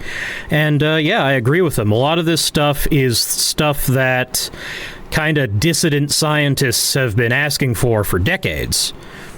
So it's very exciting that this is getting federal attention now. The FRO model acts as an open call for new kinds of science and for ideas our researchers have rarely dared to pursue thus far, because there are no avenues for them. Oh, we already read that. The FRO occupies the new ground of problems too large for the standard federal grant, too non-commercial for venture capital, and too risky and fast-moving for government facilities. But the FRO is just one point in a broader design space. As the examples of Cold Spring Harbor Laboratory and the Institute for Advanced Study illustrate, many other approaches are possible. One proposal taxonomizes a range of novel institutional structures, including minimally constrained homes for basic science, FRO-style teams that execute against specific bottlenecks, and specific formats focused on the scouting and seed funding of non-consensus ideas. Others have written about the variables that together map out the design space, the timeline over which projects are expected to pay off. Oh, you're a programmer? Cool. Working on my own thing, although I'm working on better hardware before I get back to streaming. So, cool. Also, good luck with the reading. Thank you. Yeah, I'm been a software engineer for over a decade. Took the leap into working with AI when 2019, when GPT-2 first came out, and kind of never looked back. But yeah, streaming is demanding on your hardware. Yeah, thank you for stopping in. I'll let's see. Can I check out your stream? D-Hidden? Is it gonna let me? It's not gonna let me? I want to look. Manage suspicious user. Are you a suspicious user, D-Hidden? I want to look at the guy's channel, Twitch. Criminy. Thank you. Yeah, I'll take a look at that. Oh, it doesn't look like... Maybe that isn't your streaming channel, account, whatever. Check out YouTube, okay. YouTube. But yeah, tomorrow, same time, same place, we will be... There it is, D-Hidden1. I see. You're playing Assassin's Creed and stuff. Interesting. Yeah, I'll take a look. But... yeah, tomorrow we're going to be doing some programming if you feel like stopping in for that as well. I'm not sure what we'll be doing yet. Maybe working on my, I'm working on a non-Euclidean top-down shooter. So, like, you can take 4 left turns and get to a different place and stuff like that. It's interesting. Others have written about the variables that together map out the design space, the timeline over which projects are expected to pay off, the revenue strategy, the intellectual property policy, the size of the team, and the use of clear market signals to drive problem selection, among others. Betting exclusively on the existing funding model is like building a military composed entirely of infantry. Thank you for the follow, D. Hidden, by the way. See, is it not going to read that? Have a free follow. I like you. I like you too, D. Hidden 1. Betting exclusively on the existing funding model is like building... Funding model. Why is it so hard for me to say that word? Betting exclusively on the existing funding model is like building a military composed entirely of infantry, effective for one kind of warfare, inadequate for others. Fortunately, there are ways to expand the scope of federal grant-making to support these innovations. NIH and NSF possess OTA that allows them to bypass traditional grant constraints. What's OTA? Our national laboratories can also create pathways to stand up flexible, federally supported scientific teams on time-bound missions. Recently, NSF's TIP Directorate launched the X Labs, the first federal program explicitly designed to fund independent research organizations outside of traditional academic institutions. X Labs will provide full-time teams of researchers, scientists, and engineers with operational autonomy and milestone-based funding as they pursue technical breakthroughs. These teams will not only produce traditional research outputs like publications and datasets, but also command the resources and financial runway to develop revolutionary platform technologies that unlock new fields of scientific inquiry. NSF's X Labs represents a proof of concept for what federal science funding can become. Consider the mammalian brain mapping example again, one of neuroscience's grand challenges. A federally supported initiative could draw from extensive public-private partnerships, leveraging matching grants from America's vibrant philanthropic sector, and bring the best researchers from academia together to develop moonshot infrastructure that scales connectome mapping, much as the Human Genome Project commoditized genetic sequencing. Connectome mapping, huh? A hypothetical X-Lab could help map the reward and motivation circuits across various small mammals, producing one-of-a-kind datasets. For medicine, these circuit diagrams would offer a way to map the circuitry implicated in depression, addiction, and autism. Wow, I have all three of those. For AI, they would provide a biological reference architecture for building more robust systems drawn from natural structures that keep impulses in check and align short-term behavior with long-term goals. Yeah, I also have problems with both of those. Reformed and new scientific institutions should be matched with a broader menu of improved selection mechanisms for determining who and what type of organization receives scientific funding. Just as some organizations are better suited to certain kinds of scientific Just as some organizations are better suited to certain kinds of scientific projects than others, so the economic field of mechanism design, recognized with the 2007 Nobel Prize, provides the theoretical foundation for understanding how rules shape behavior and outcomes. Mechanism design can be thought of as asking the inverse of traditional economics. Given a desired outcome, what incentives and institutions will produce it? The field has already transformed how we allocate spectrum licenses. That's spectrum for radio spectrum. Like, you know how your Wi-Fi router uses the same radio frequency as your microwave? We have to allocate spectrum. We have to allocate frequency bands to certain purposes so that we aren't all stomping on each other all the time. So I guess they've recently reformed how those spectrum licenses are doled out.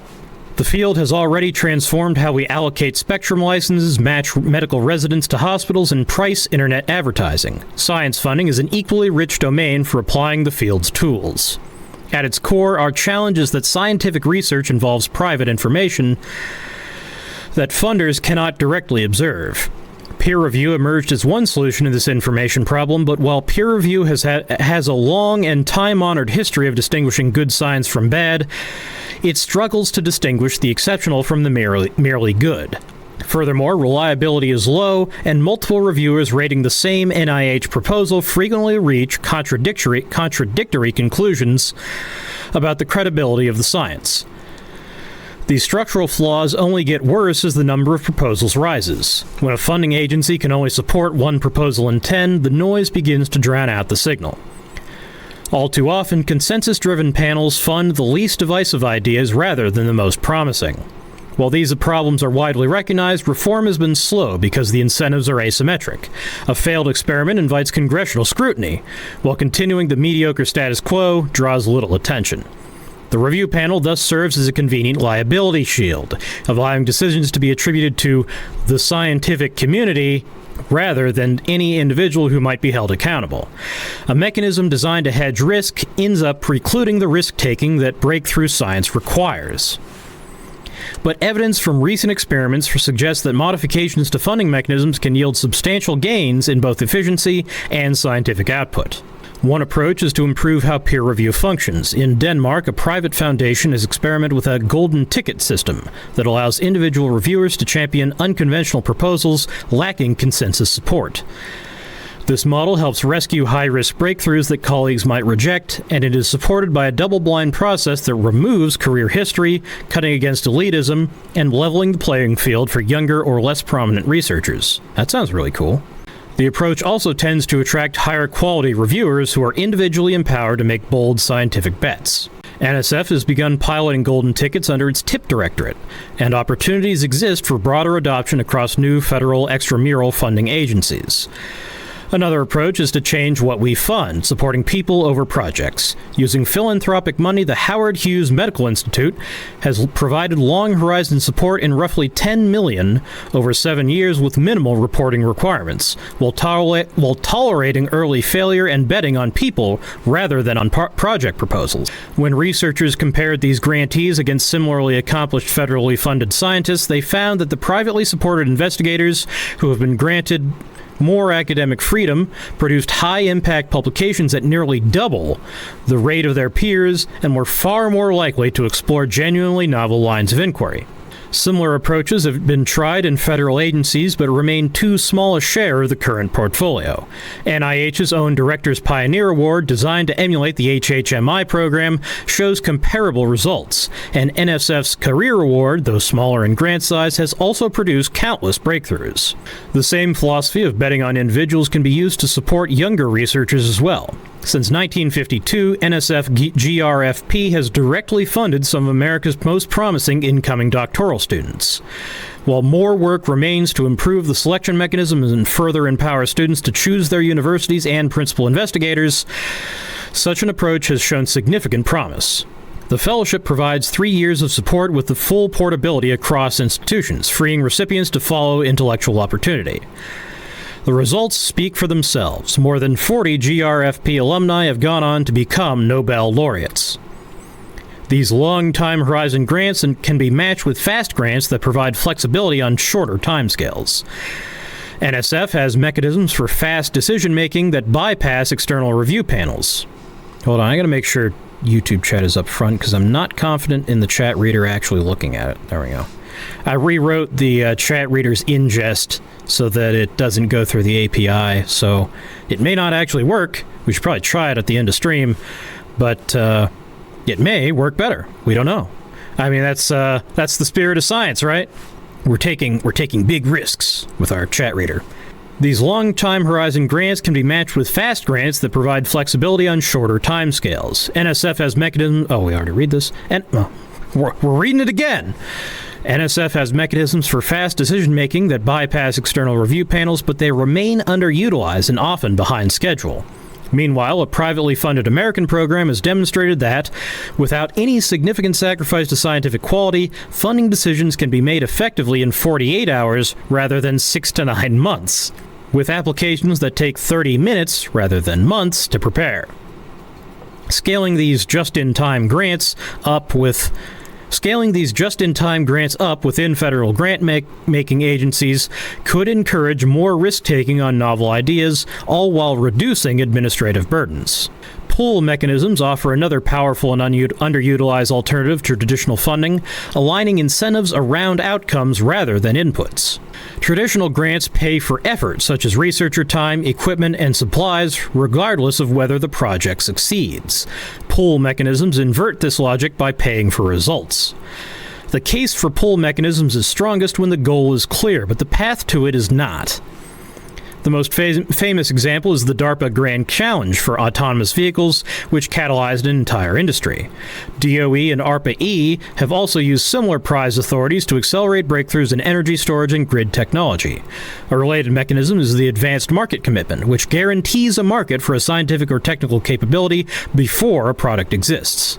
Such approaches can generate massive investment leverage. A privately funded prize for suborbital spaceflight offered $10 million, but triggered hundreds of millions in combined research and development spending across competing teams.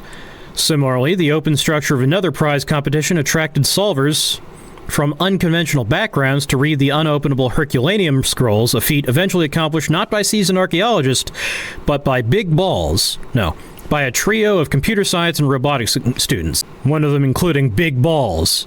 You guys remember Big Balls? We should pull his story up at the end of stream, if I remember to. While these mechanisms are ill-suited for open-ended, curiosity-driven research, they can be powerful tools for incentivizing use-inspired research and supporting technology commercialization. I should read these ahead of time before I read them out, but I don't have time to. An optimal innovation portfolio requires both push mechanisms to explore unknown territory and pull mechanisms to close identified gaps. The list of examples go on. Some of these mechanisms already exist in our federal portfolio and should be used more. Others should be experimented with, and still others have yet to be invented. Each addresses different aspects of the same underlying challenge. Each represents a hypothesis about how to elicit honest signals, reward productive risk-taking, and allocate resources where they will generate the greatest return. One emerging idea, for instance, is to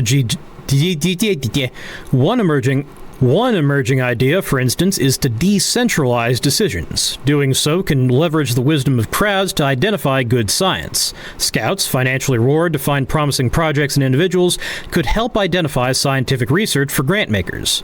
At a larger scale, the re-granting model rests on the observation that the people best positioned to spot breakthrough opportunities often lack the authority to fund them, while those with the authority lack information to spot them.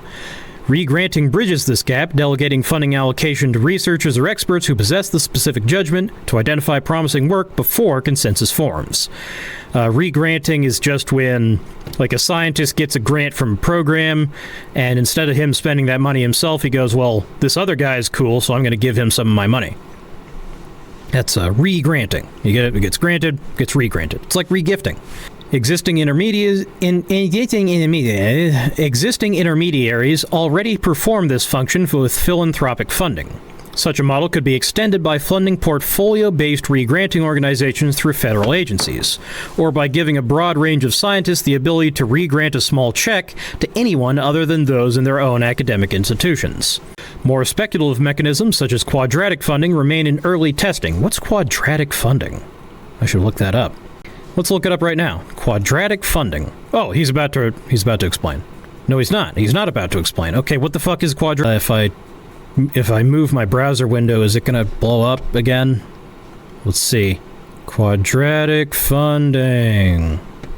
What is quadratic funding? What the fuck is quadratic funding? Okay, let's find out. It's blue. What is this, a website for ants? Oh, it's AI generated too. Many donations win. Okay, but what is it? But what is it, though? Okay, let's say 3 projects participated in the funding round. Project A received $1,000 in total from 2 contributors, $500 each. Yes, that is how math works. Project B received $1,000 in total from 5 contributors. Project C received $1,000 in total from 20 contributors. Oh my god. The final distribution of funds is calculated by using the quadratic funding formula, where the number of contributions matters more than the amount contributed. Project A receives $740.74, 74% on top of the contributed amount. Project B receives $1,740 on top of the contributed amount. The broader the support, the bigger the match. Okay, that makes sense. Let me move that back over so I can see YouTube chat again. Boobadoo, and boobadoo. All right. This approach weights the breadth of support more heavily than depth. A proposal backed by many small contributions receives larger matching funds than one backed by a few large donors. Quadratic funding reveals community preferences rather than gatekeeper preferences, and has shown promise in open source software, though evidence of its application to science remains pending. Let me take a sip. Gotta lube up the old thrusy. There must ultimately be a menu of options from which those who exercise federal funding authority can choose. The current selection system concentrates decisions among too few people using mechanisms that cannot support the weight placed on them. We stand at the beginning of a renaissance in grantmaking, and the federal government should welcome this experimentation. Private capital allocators must deliver results or risk losing their investors. Philanthropies compete for donor confidence, but federal program officers receive little corrective feedback when their grant portfolios systemically underperform. And agencies rarely compare outcomes across funding mechanisms or allocation strategies. Just as investment funds in the private sector balance their portfolios and match mechanisms to the nature of the work, we need to move toward a far more intentional approach to grant making. The preceding pages cataloged a diverse arsenal of mechanisms: golden tickets, which move us beyond false consensus; individual-based funding, which bets on researchers rather than proposals; pull mechanisms, which pay for outcomes rather than inputs; and re-granting, which delegates decisions to those closest to the frontier. Each works for certain problems, operates well within certain institutional constraints, and produces returns with a particular risk profile. We can also be intentional about where we place various programs on the exploration-exploitation trade-off. Bold scientific bets can pay off in big ways. The biggest breakthroughs of the past decades have more often than not been driven by a relentless pursuit of tools and frameworks to answer practical questions. Science is not a pure random walk. It often helps to have an inductive bias. This is Pasteur's quadrant, the domain of use-inspired basic research, which we discussed in Chapter 1. But pure curiosity-driven research can also deliver immense value to society. Riemann's abstract study of differential geometry eventually enabled Einstein's formulation of general relativity. The field of group theory eventually enabled cryptographic codes, computer graphics, and our understanding of elementary particle physics. How did group theory contribute to computer graphics? That's interesting. I should look that up. The key lies in distinguishing between cases where strategic direction can accelerate progress and cases where the fog is too thick for anything but an exploratory search. Intentional grant making therefore requires deliberate portfolio construction, a mix of high risk and low risk bets, a balance of person-based, project-based, and institution-based funding, and explicit strategies for allocating across fields and capability areas. Federal agencies should construct their portfolios the way sophisticated allocators do, with thesis-driven conviction about where breakthroughs are most likely to emerge, while preserving space for the serendipity that no thesis can anticipate. We should aim to engineer a large, well-constructed portfolio that allows us to win in the long run. The foundation of this portfolio should be a meta-science unit in each federal science agency. Each unit should be highly empowered, reporting directly to the director or administrator to ensure cross-agency visibility and guard against capture by particular programs or constituencies. Each unit should be staffed with researchers possessing expertise in the science of science, program evaluation, and data analysis, supplemented by rotating program officers who bring operational knowledge of how grants actually get made. Federal funding agencies should develop systemic gap mapping capability, regularly review their funding portfolios, and drive more intentional grant making instead of deferring to the portfolio allocation of the previous fiscal year. Such a process could identify both bottlenecks and the foundational capabilities that would address them. Meta-science units could, for instance, convene expert workshops and maintain living maps of capability gaps, or work externally with foundations that have developed sophisticated methods for identifying transformative research opportunities. DARPA's Halemeyer Catechism embodies this discipline, forcing explicit articulation of what gap a program addresses and why solving it matters. These units should be empowered to do more than advise on existing portfolio of instruments. They should pilot new ones across agency programs. An NIH unit might randomize whether study sections use golden tickets, then track the novelty and citation impact of funded projects across conditions. An NSF unit might compare outcomes from fast grants against standard review timelines. A DOW unit might experiment with how much discretion program managers are given in funding decisions, comparing data across branches. Without the authority to run experiments and to compel program offices to participate, these units will devolve into compliance operations producing reports. One way to secure this authority is to give each metascience unit a budget it can re-grant to program managers for participating in experiments. Their findings should also be published externally, building the broader evidence based on what works in science funding and creating accountability to act on what is learned. The United Kingdom's Metascience Unit, established in 2024, offers an early model, reporting in its first year on distributed peer review, partial randomization of awards, and the consistency of reviewer judgments.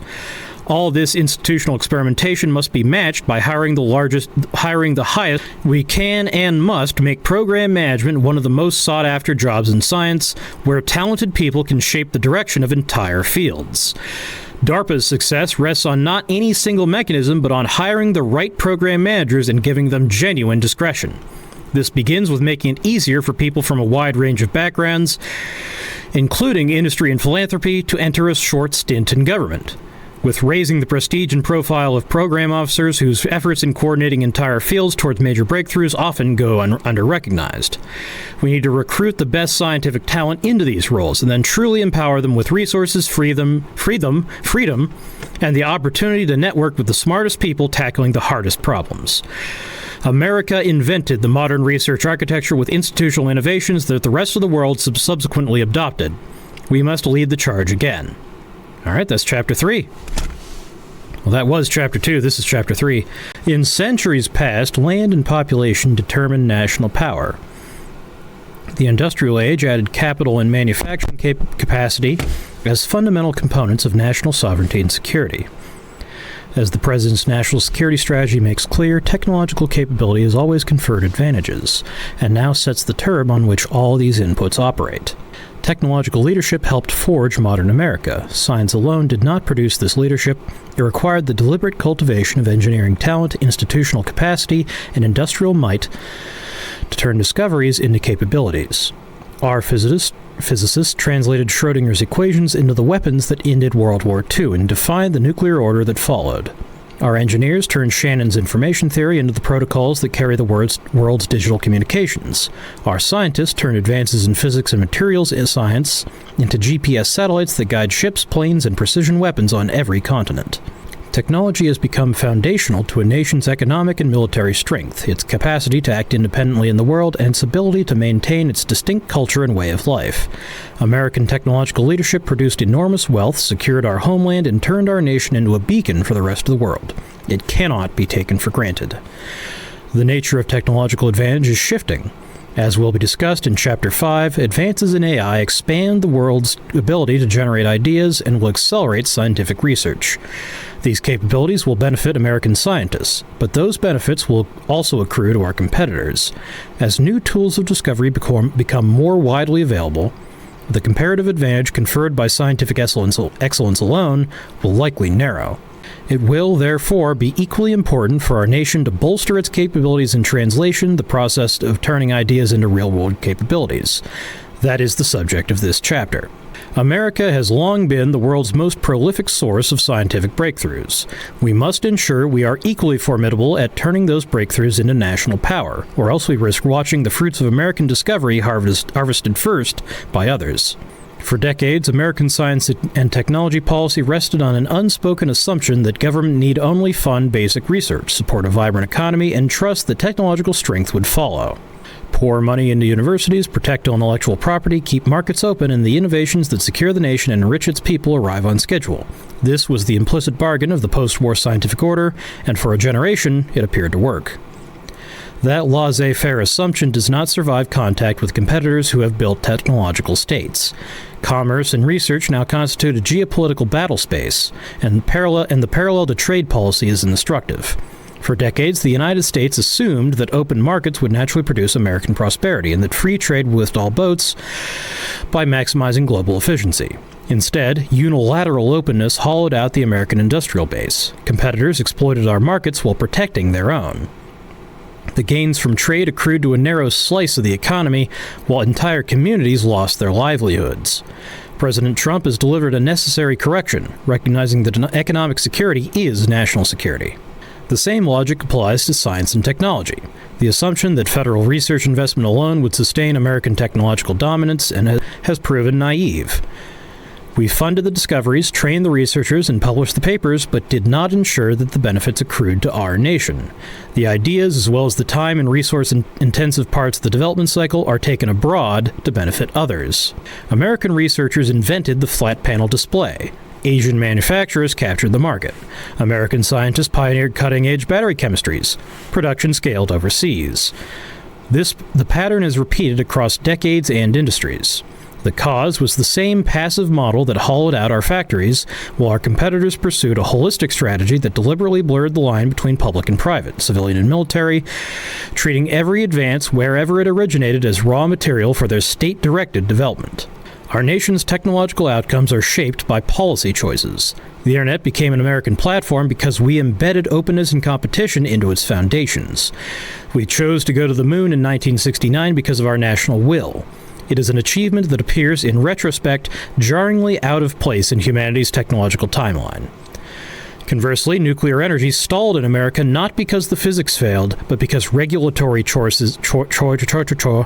In each case, the decisive variable was the set of institutional, regulatory, and strategic choices that determined whether science became capability.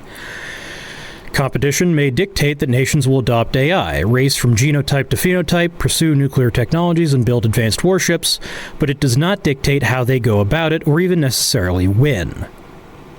Within broad technological trajectories, multiple futures are possible. The question is which one America will fight for. No nation, however powerful, can lead in every domain. Some technologies demand that we press forward, extending strengths and durable advantages where early leads compound over time. Others require that we hold ground. We may not seek total dominance, but we will not permit an adversary to achieve it either.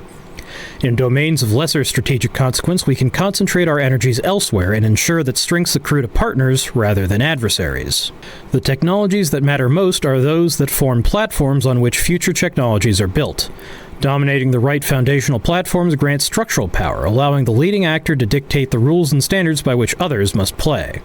These advantages compound, with advances in one field like computation unlocking breakthroughs in others like AI and biotechnology, creating feedback loops that reinforce the leader's edge. The semiconductor industry offers one striking example. It was not predetermined by nature that transistor density would increase exponentially over time as described by Moore's law. Rather, the market found ways to harness, fund, and develop the miracles of physics and material science that made such exponential growth possible. In turn, the countries that control the semiconductor supply chain now push a snowball that gets bigger every year, incorporating more and more of the modern economy. Mobile communications, satellite navigation, and ever more powerful AI systems are all built on this platform.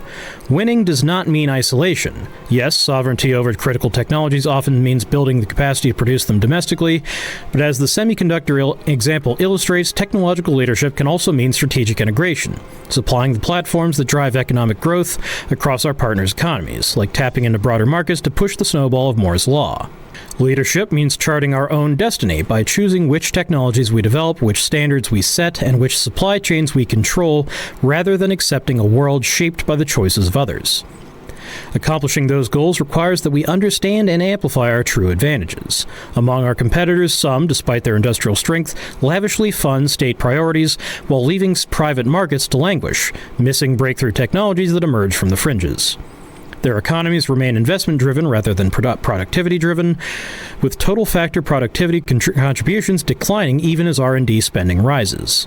And while the success of their consumer applications is often mistaken for genuine R&D-intensive innovation, they remain far behind the United States in driving original frontier research.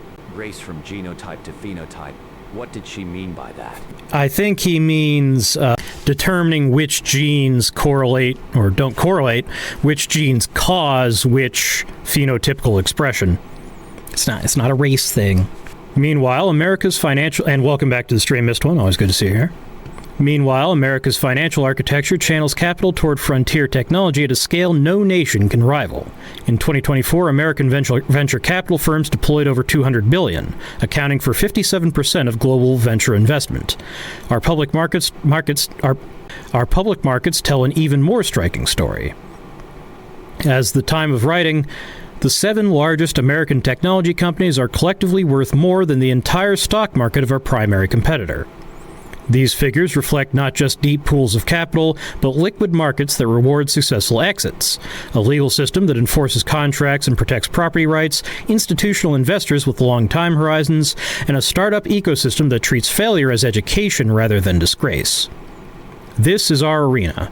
The task before us is to match the incredible vibrancy of our markets with our scientific capital to unleash technological capabilities that benefit the American people. Over the past few decades, America has built a regulatory state that brings down a gavel to block much innovation in the physical world. When it takes longer to obtain a permit than to build the thing being permitted, when the default answer from the government is no or wait, the most talented builders go elsewhere or stop trying. This system selects against the kind of people and organizations that drive innovation, namely small teams, unconventional entrants, and entrepreneurs whose opportunity costs are so high that they will not wait years for approval. The nuclear industry illustrates the problem at its most extreme. The United States once led the world in nuclear technologies. We built the reactors, trained the engineers, and wrote the safety standards that other nations adopted.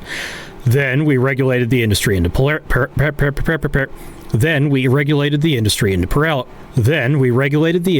paralysis.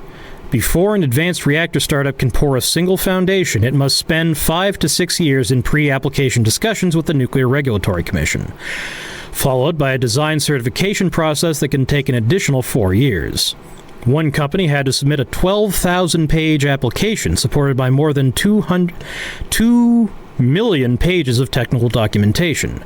DOE spent over $600 million in funding to support this process for a single reactor design. Then came the combined license application with its own multi-year safety and environmental reviews, mandatory public hearings, and construction inspections. The first Trump administration began to fix this regulatory morass in the nuclear realm, supporting bipartisan legislation to reform the NRC's approach. In the second administration, we have moved to break the logjam entirely because the stakes are so high, driven by energy demands across America's AI and manufacturing industries. In May 2025, the president signed 4 executive orders overhauling America's nuclear regulatory framework, imposing an 18-month deadline for the NRC to revise its regulations, capping licensing timelines for new construction applications, creating expedited approval pathways for reactors already tested by DOE or DOW, and directing the NRC to weigh the benefits of nuclear energy to economic and national security in its regulatory decisions. Companion orders direct DOE to facilitate 5 gigawatts of power uprates to existing reactors, begin construction on 10 new large reactors by 2030, and invoke Defense Production Act authority to secure domestic nuclear fuel supply chains.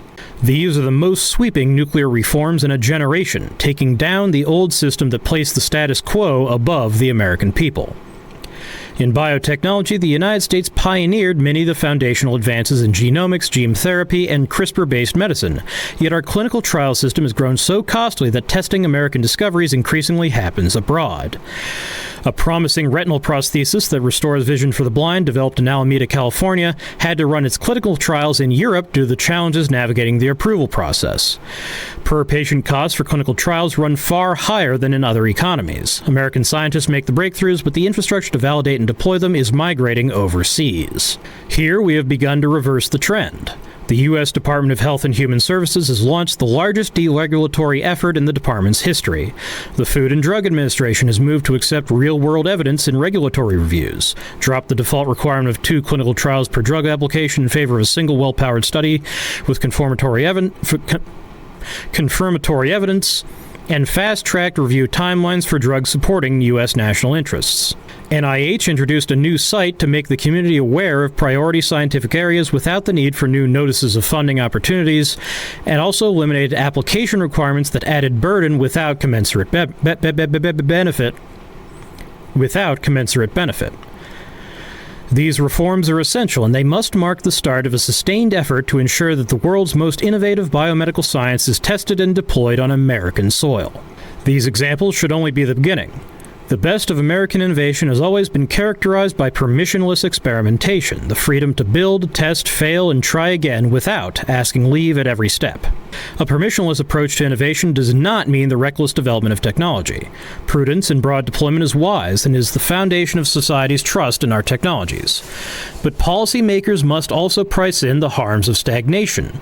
The economic growth foregone, the lives lost waiting for the cure, the industrial and automotive accidents that happen by failing to adopt more advanced technology. Where existing rules do not fit new technologies, regulatory sandboxes that allow real-world testing under controlled conditions can generate the evidence needed to write sensible ones. Our goal should be to dismantle the procedural obstacles that prevent American knowledge from becoming American technology while maintaining genuine accountability for results. About 70 years ago, a committed group of amateur rocketeers purchased a private test site in the Mojave Desert north of Edwards Air Force Base. Since then, the oldest continuously operating amateur rocket group in the country has been firing homemade engines. In 2003, a spin-off organization incorporated next door as a non-profit, and its volunteers built the necessary infrastructure from scratch. They erected static test stands, reinforced concrete blockhouses, and propellant storage sites. They secured federal permits for handling high explosives and a Federal Aviation Administration waiver to launch rockets to 40,000 feet on weekends. A reservation there costs anywhere from a few $100s to the low thousands. On any given Saturday at this facility, a father and daughter team working out of their garage may be standing next to university engineering students and off-duty aerospace professionals, all firing liquid engines in the open desert. The adjacent airport itself became an FAA-licensed commercial spaceport in 2004. Multiple rocket companies have emerged from this cluster of cheap leases, federal licenses, and shared test infrastructure to win NASA prizes, raise substantial venture capital, and reshape the commercial launch industry. Mentors at the amateur site were recruited into startups. Startup veterans returned to mentor the next cohort of rocket enthusiasts. These organizations have overcome the odds in one of the most heavily regulated industries in America and have bred a vibrant ecosystem for innovation. Today, the federal government also offers test stands at industrial scale through the Stennis Space Center, where startups can lease facilities rather than spending tens of millions of dollars building their own. Providing test infrastructure and sustaining a regulatory environment that allows our innovators to experiment represents one of the most important levers we have for driving technology forward. Test infrastructure, whether for rockets, advanced manufacturing, autonomous systems, or any frontier technology, is an enabling resource that determines whether the next great American company starts in a desert lot or dies in the vine in a student's garage. Wherever AI systems are deployed at scale, wherever advanced reactors are built and operated, wherever synthetic biology is used in agriculture and medicine, the resulting standard supply chains and knowledge bases will compound in favor of the nation that moved first. America must be the place where that experimentation happens. While bright spots like the Mojave site and the Stennis Space Center exist for particular industries across much of America, the gauntlet between a scientific discovery and a deployed technology has grown so forbidding that many of our best ideas never make it through. Too often, ideas die after the paper is published. A breakthrough in a university laboratory must be prototyped, tested under real-world conditions, validated against safety and performance standards, manufactured at scale, and brought to market. The most talented builders increasingly migrate towards software, where the regulatory burden is lightest. This contributes to the lopsided economic growth we see today, away from the world of atoms in our heartlands and towards the world of bits in the valley. Beyond test beds, America possesses extraordinary research infrastructure built up over decades of federal investment. The DOE alone operates 28 user facilities, from the Advanced Photon Source at Argonne to the Spallation Neutron Source at Oak Ridge, providing capabilities available nowhere else on Earth. These facilities represent billions of dollars in capital investment by the American taxpayer and decades of accumulated expertise. Yet access to this extraordinary infrastructure has historically been too narrow and too slow. Echoing a theme from Chapter 2, evaluations for facility access are built for academic merit review. This system works for university scientists pursuing publications, but fails entrepreneurs who need to validate technology in a timeline set by competitors. Sorry, my face glitched out for a second there. I had to scratch myself. Opening these facilities more broadly to private industry with evaluations that weigh innovative I may have to kill this one early. I'm starting to lose it pretty quick. Opening these facilities more broadly to private industry with evaluations that weigh innovative with evaluations that weigh innovative potential. Wow. Opening these facilities more broadly to private industry with evaluations that weigh innovative potential and commercial urgency. Opening these facilities more broadly to private industry with evaluations that weigh an innovative potential and commercial urgency alongside scientific merit would multiply the return on existing federal investments. An older culture at the labs holds that industry engagement detracts from the research mission, but in reality these interactions benefit both sides, allowing external users to leverage the lab's vast knowledge base while exposing lab researchers to new, use-inspired problems. Revenue from user fees can also fund expanded capacity and new instrumentation, turning facilities that today operate below capacity into self-sustaining engines of innovation. Every facility hour that goes unused is a wasted national asset. Every dollar of industry revenue reinvested is a dollar of federal appropriation freed to grow the next generation of tools and equipment. Large federal facilities are only part of the picture. Closer to the entrepreneur, shared platforms at smaller scales have proven equally transformative. The National Quantum and Nanotechnology Infrastructure Program provides shared clean room access with more than 2,000 available tools, enabling startups to prototype semiconductor, photonics, and quantum devices without building their own fabrication lines, often at the cost of just a few $100s per hour. In the life sciences, shared wet laboratories have reduced the capital barriers for early-stage biotech companies, enabling researchers to move from concept to experiment in weeks rather than the years required to build a dedicated facility. Shared good manufacturing practice facilities address an even larger bottleneck. The production of clinical-grade materials under FDA-compliant conditions requires tens of millions of dollars in capital investment that most startups cannot raise before they have clinical data.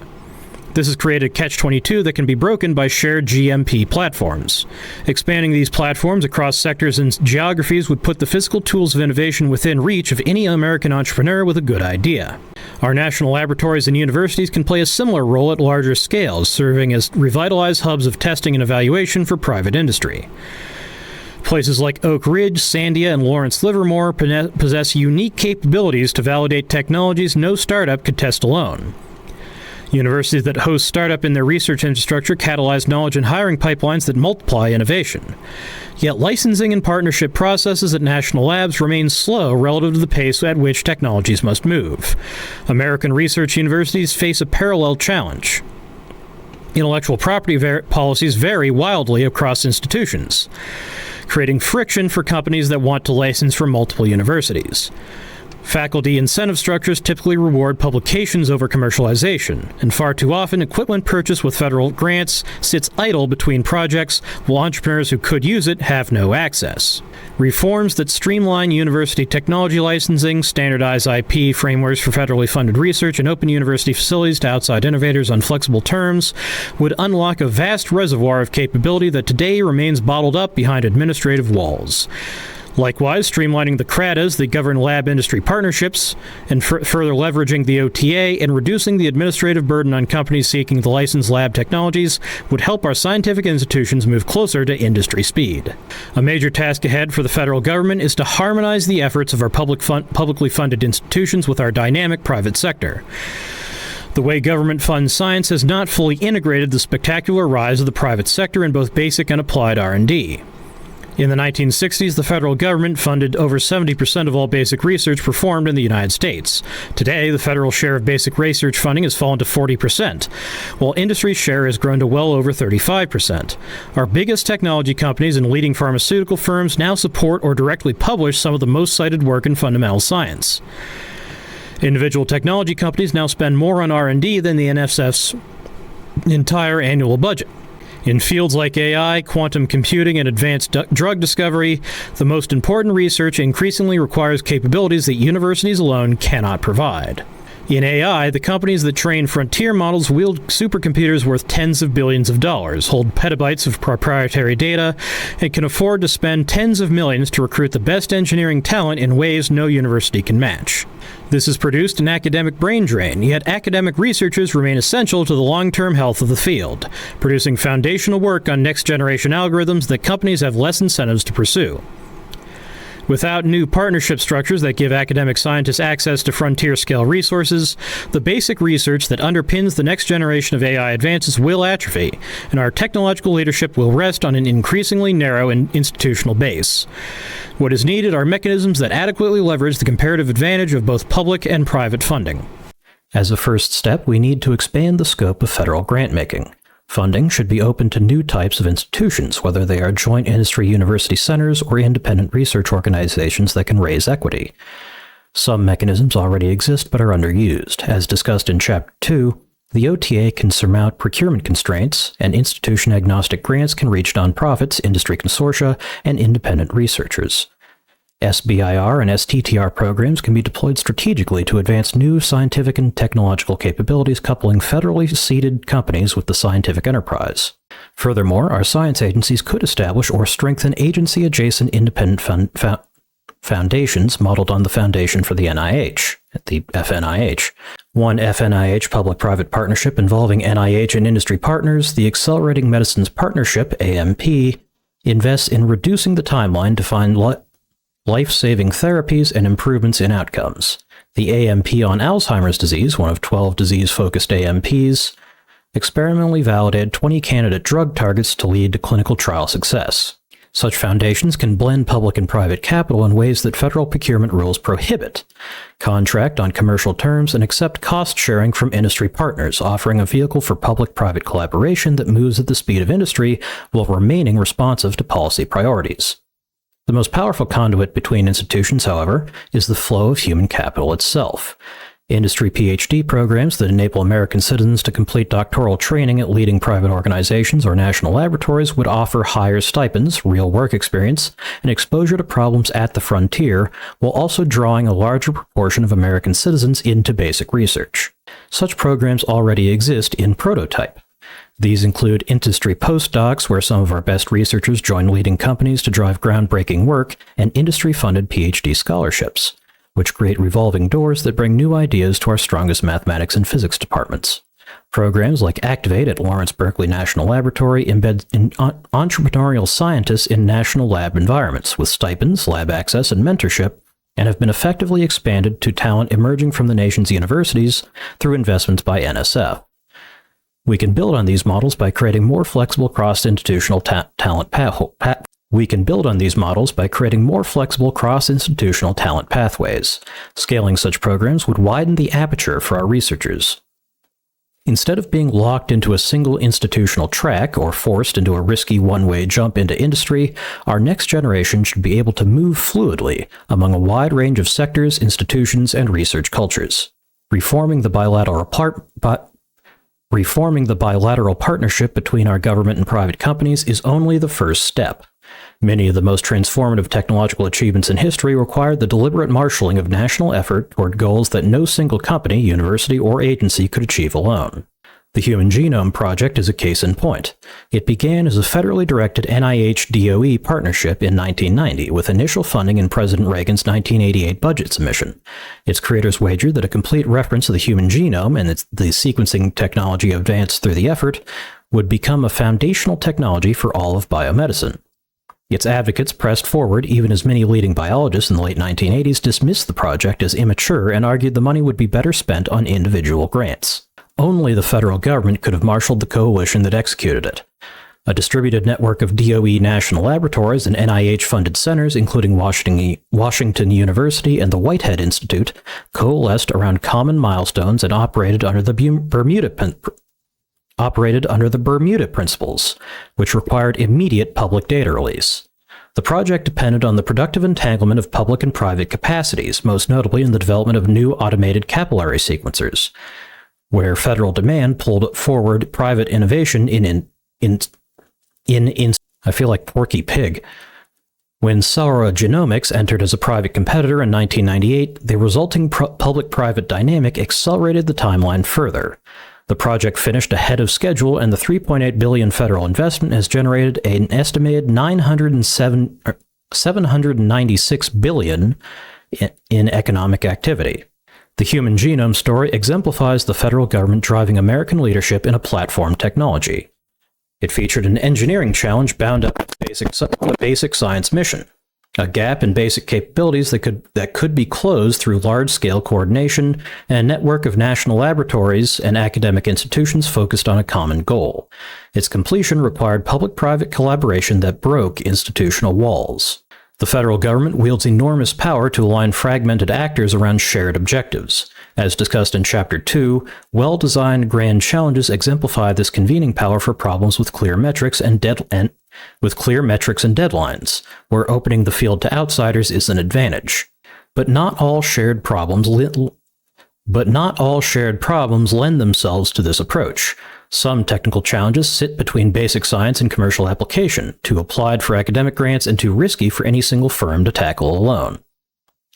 These pre-competitive problems shared across an industry require another instrument, cooperative R&D anchored by federal investment.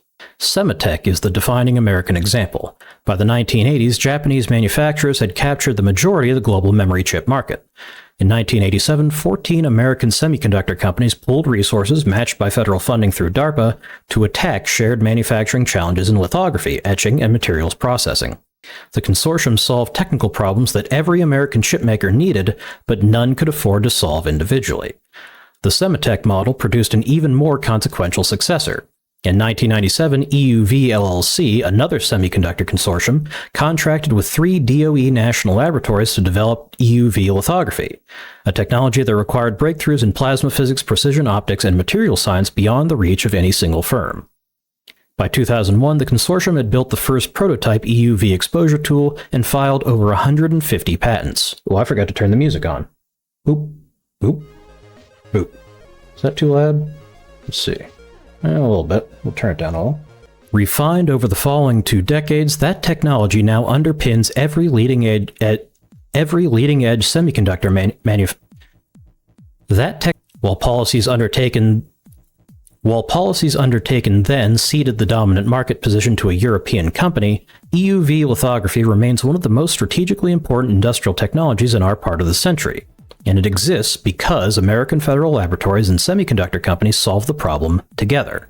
The pre-competitive consortium model worked because it targeted the right problems where the science was understood, but the engineering had not yet been done, where shared technical risk was the barrier. Today, many challenges of similar scale and complexity await, such as returning leading-edge semiconductor research to American soil, programming biological tissues with precision, and creating next-generation nanotechnology techniques that allow for self-replication and atomic-level manipulation. No single firm can tackle these problems, traditional academic grants cannot fund them, and the nation cannot afford to leave them to chance. The federal government's ability to anchor such ventures, leveraging private capital, aligning fragmented actors, and sustaining effort over timelines that no quarterly earnings cycle would tolerate, remains one of its most potent and underutilized capacities. Alexis de Tocqueville observed nearly 2 centuries ago of America that boldness of enterprise is the foremost cause of its rapid progress, its strength, and its greatness. He marveled at a society where social station was not fixed by birth, where citizens formed voluntary associations to solve problems rather than waiting for direction from above, and where the frontier, both physical and intellectual, beckoned those willing to take risks. That culture persists. Americans believe that merit deserves an opportunity to show itself, that free inquiry produces truth, and that individuals who build useful things deserve reward. That spirit is alive in our states and cities. America's federal system affords us the chance to run many experiments simultaneously across jurisdictions, creating regulatory testbeds, distinct infrastructure, and tailored incentives. By letting companies operate robo-taxis on public roads years before most states had written their rules, Arizona built itself into the nation's leading testbed for autonomous vehicles. It has further leveraged that permissive environment to attract over $100 billion in semiconductor investment. Utah passed the nation's first general regulatory sandbox in 2021. Wyoming enacted a series of laws tailored to blockchain digital asset companies. Oh boy. States and cities that get regulatory frameworks right attract capital, talent, and industry. Those that do not learn from those that do. When our researchers recognized that scaling laws would transform language models, no government committee approved the decision to pursue it. When our engineers concluded that reusable rockets were possible, a deregulated space industry emerged that mobilized massive capital to land rocket stages. This pattern of creating a vast reserves of scientific talent and knowledge, of permissionless innovation backed by patient capital and enabled by regulatory flexibility, represents America's great competitive advantage. But in an era of foundational technology and active rival states, permissionless innovation must be married to strategic purpose. The capacities described in this chapter, especially the ability to discover and test, to move from laboratory to demonstrate viability, are the mechanisms by which American boldness becomes American dominance. The federal government should actively encourage experimentation at every level, creating the conditions for more states, more cities, and more institutions to become laboratories. In a competition where early experimentation locks in trajectories, the nation running the most experiments holds the advantage. For more than 250 years, going back to 13 separate colonies, that has been the American way. Oh, we're already into Chapter 4. In policy conversations, we often speak as though technology consists solely of intellectual property and gadgets. We focus on the patents that can be filed, the knowledge that can be written down, or the complex machines that can be built. But scientific and technological capability consists of much more than its most visible inputs and outputs. A better taxonomy holds that technology exists in three forms: tools, explicit instructions, and process knowledge. Consider chipmaking. The tools are the lithography machines, etchers, implanters, and more. The explicit instructions are the blueprints and recipes, but the process knowledge, like how to troubleshoot semiconductor yields, how complex variables affect wafer cleaning, how the next process node should be designed to balance performance and manufacturing risk, lives in the heads of experienced engineers and technicians. This tacit knowledge cannot be fully codified. Anyone can be placed in front of a piano bench with a score of Rachmaninoff. I don't know how to pronounce that, I'm gonna guess Rachmaninoff. But playing it well requires a personal command of musical dynamics and tactile skill.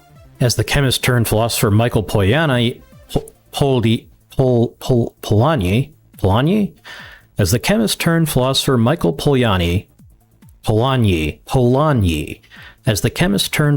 Michael Polanyi observed, "We can know more than we can tell."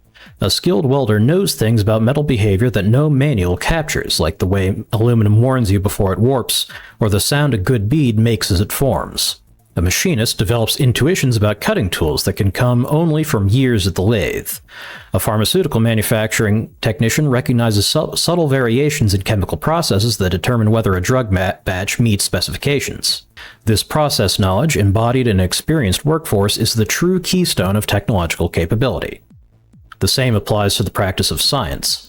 When the sociologist Harry Collins studied laboratories attempting to replicate a new type of laser in the 1970s, he found that no scientist succeeded using published sources alone.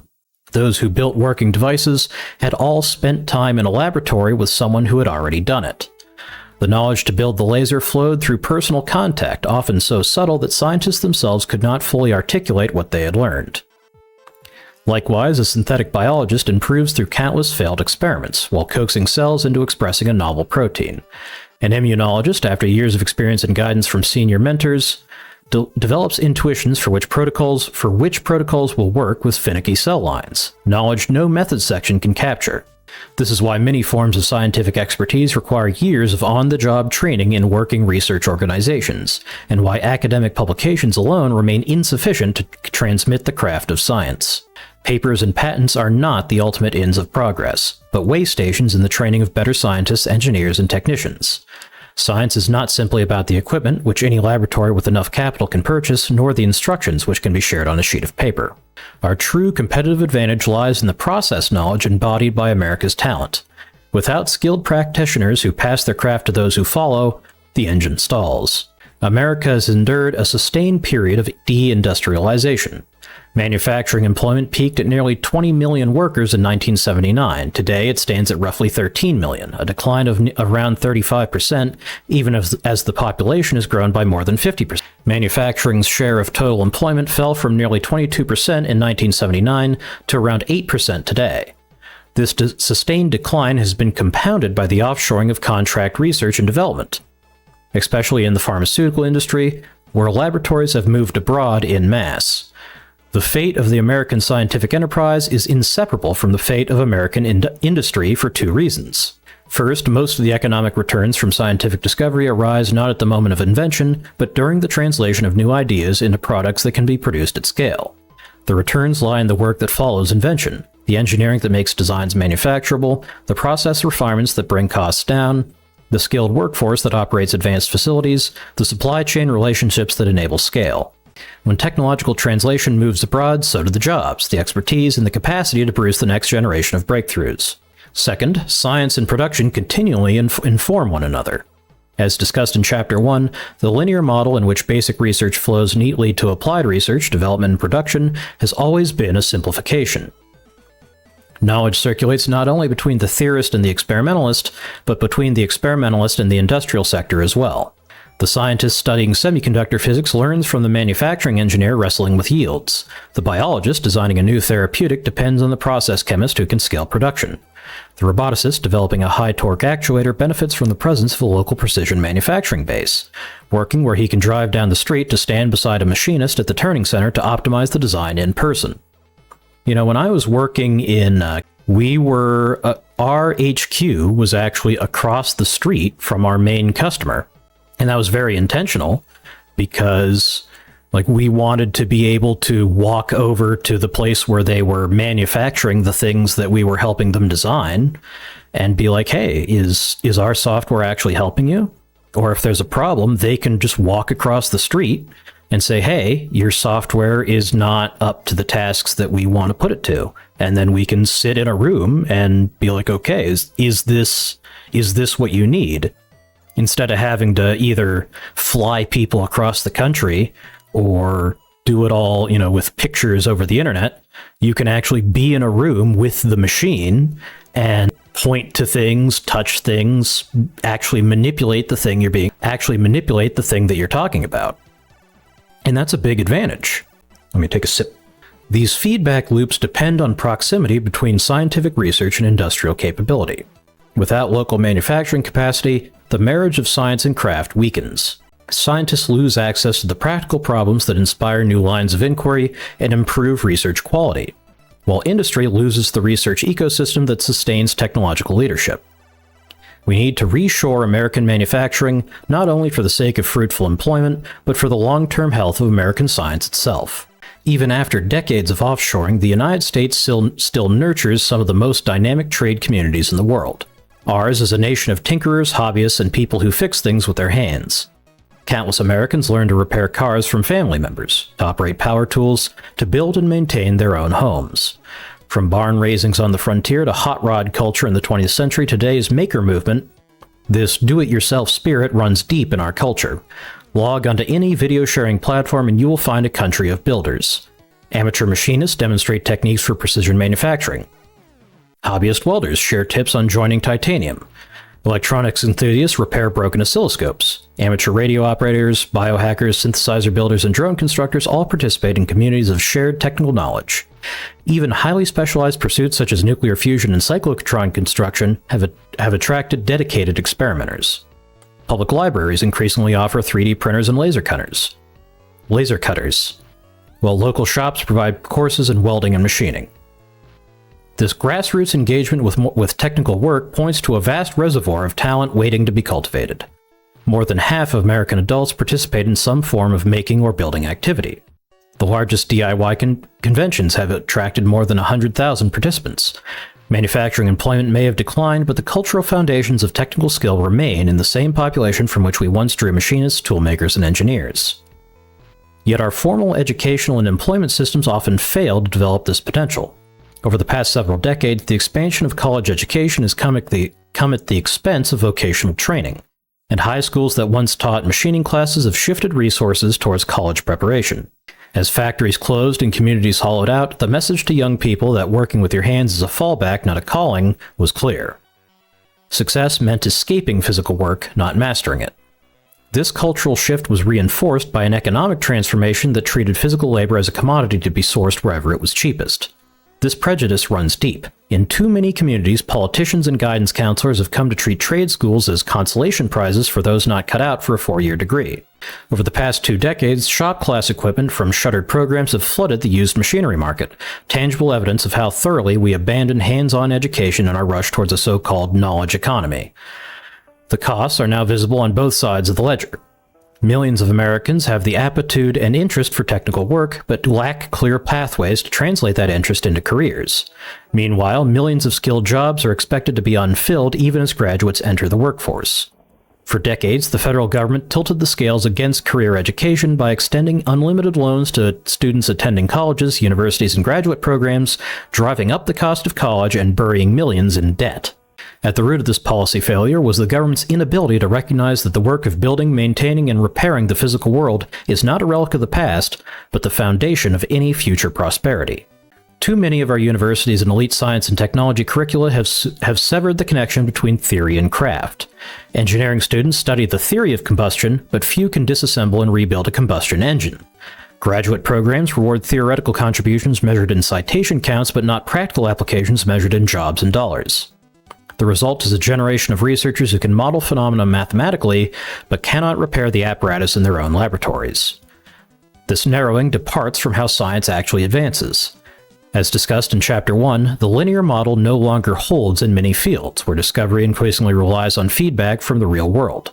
Some of the most important breakthroughs in molecular biology and theoretical physics have come from scientists who understood their instruments intimately, who could not only design the experiments, but build and modify the equipment themselves. Consider Rainer Weiss, who won the 2017 Nobel Prize in Physics for detecting gravitational waves. Weiss grew up scavenging war surplus electronics in New York, teaching himself to build ham radio transmitters and fixing broken devices for pocket money.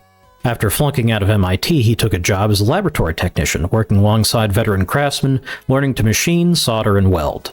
It was this training in what Weiss called the art of improvisation experimental science that enabled him to design and build the prototype laser interferometer that became LIGO, the instrument that detected ripples in space-time from colliding black holes a billion light-years away. As Weiss put it, "I'm a big believer in what's called the apprentice system." The divorce between scientific training and craft has held back America's scientific progress. The tacit knowledge that powers our scientific enterprise, developed through experimental practice and hands-on technical training, will only become more important. The particle accelerators at our national laboratories need electrical engineers who can develop more powerful klystrons. Fusion experiments need vacuum specialists and fabricators who can work with tungsten. Telescopes that map the universe need craftsmen who grind mirrors to nanometer precision. These are the people who may well be core contributors to the next technological breakthrough. We must give STEM students at every level of study the opportunity for hands-on technical training, and conversely, ensure America's skilled technical workforce has clear pathways to participate in formal academic training and scientific research. The glorification of craft, industry, and manufacturing that once characterized American culture must be revived, and we will be richer for it. Our model of scientific training must adapt in three ways: by incorporating technical training, breaking academic credentialism, and connecting grassroots learning. First, we must reconnect university science and engineering programs with hands-on practical knowledge. This requires integrating technical training into university curricula, breaking down barriers between elite and vocational schooling, and reforming accreditation to reward real-world technical work, which would include counting hands-on externships and registered apprenticeship hours towards accredited degrees. Those who set curricula across the country should think seriously about what a world of more abundant intelligence and more constrained craft knowledge means for the expertise most required by the next generation. Second, we must create new pathways into our scientific enterprise grounded in demonstrated skill rather than academic pedigree alone. Today, the conventional academic ladder is the only widely legible route into research. We must lay alternative paths that allow more makers, crafters, and technicians to participate in academic training and scientific discovery if they choose to do so. National fellowships could place skilled machinists and lab technicians at national labs and research universities with skill-based pathways to credentials and co-authorship on research outputs. Practitioners in residence programs, analogous to artists in residence, could embed experienced craftsmen alongside PhD researchers, granting them access to specialized equipment, professional mentorship, and attention for their research without requiring a doctorate.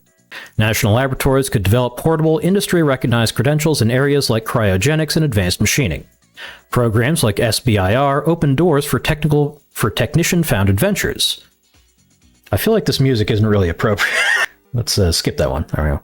Programs like SBIR open doors for technician-founded ventures, directing resources towards ideas that do not always start with a dissertation. Third, we must connect the millions of Americans who tinker, fabricate, and repair to engineering and research. This is especially critical for rural students who face distinct challenges in accessing traditional academic pathways. They are less likely to have family members working in STEM fields. Their schools receive less outreach from industry. The smaller populations in their towns make it harder to find like-minded peers. And yet many of our best scientists and engineers first learned to weld in a barn, or help their families fix tractors growing up. The answer is not to pluck talented individuals from their communities, but to bring the frontier to them, creating more connection points between maker culture and our formal science expertise. To sustain America's scientific leadership, we must rebuild integrated communities. The music is basically inaudible. All right, that should be a little better. Community colleges are the natural foundation for scaling scientific and technical training. And welcome back, Missed One. Always good to see you here. Congress provided major funding to these institutions in recent years, and justifiably so. They enroll around 40% of all undergraduates and serve as the primary entry point to higher education for first-generation students, veterans, and working adults.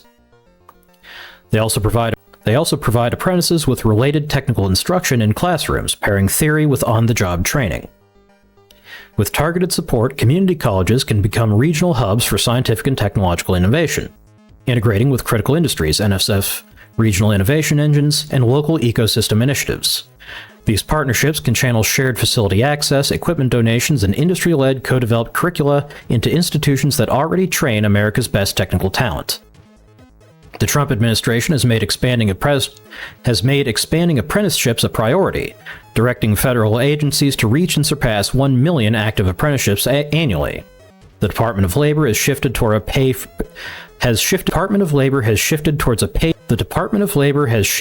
a pay-for-performance model, replacing traditional upfront grants for employer-led apprenticeships with funding tied to apprentice hiring and retention. And with the passage of Workforce Pell in 2025, short-term training programs are, for the first time, eligible for Pell Grant funding. Going further, we could extend registered apprenticeships into fields that have not traditionally used them, particularly in science and technology. These shifts move us towards a more practical system of education that restores integrated mentorship and embeds learning in real-world application. And to ensure scientific opportunity is not limited by geography, training must be distributed nationwide. Programs like the U.S. Department of Agriculture's Cooperative Extension System could expand its remit to include critical sciences and technologies, creating strongholds in rural areas. Employers who most need skilled workers could partner with nearby community colleges by donating equipment and supporting instruction. These programs should serve as entry points into a broader regional innovation ecosystem, helping young talent network with mentors and peers who can channel their entrepreneurial energy into shared projects. American technological leadership has repeatedly emerged from regional clusters where research and production were inseparable.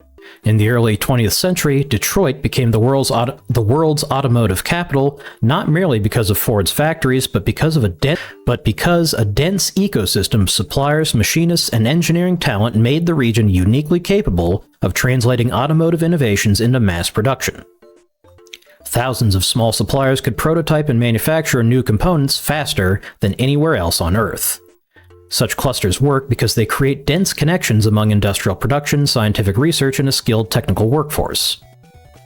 The model persists today, where different regions specialize in distinct domains, such as optics in Arizona, biotechnology in the Boston Corridor, aerospace in Colorado and Alabama, and advanced manufacturing in the Midwest.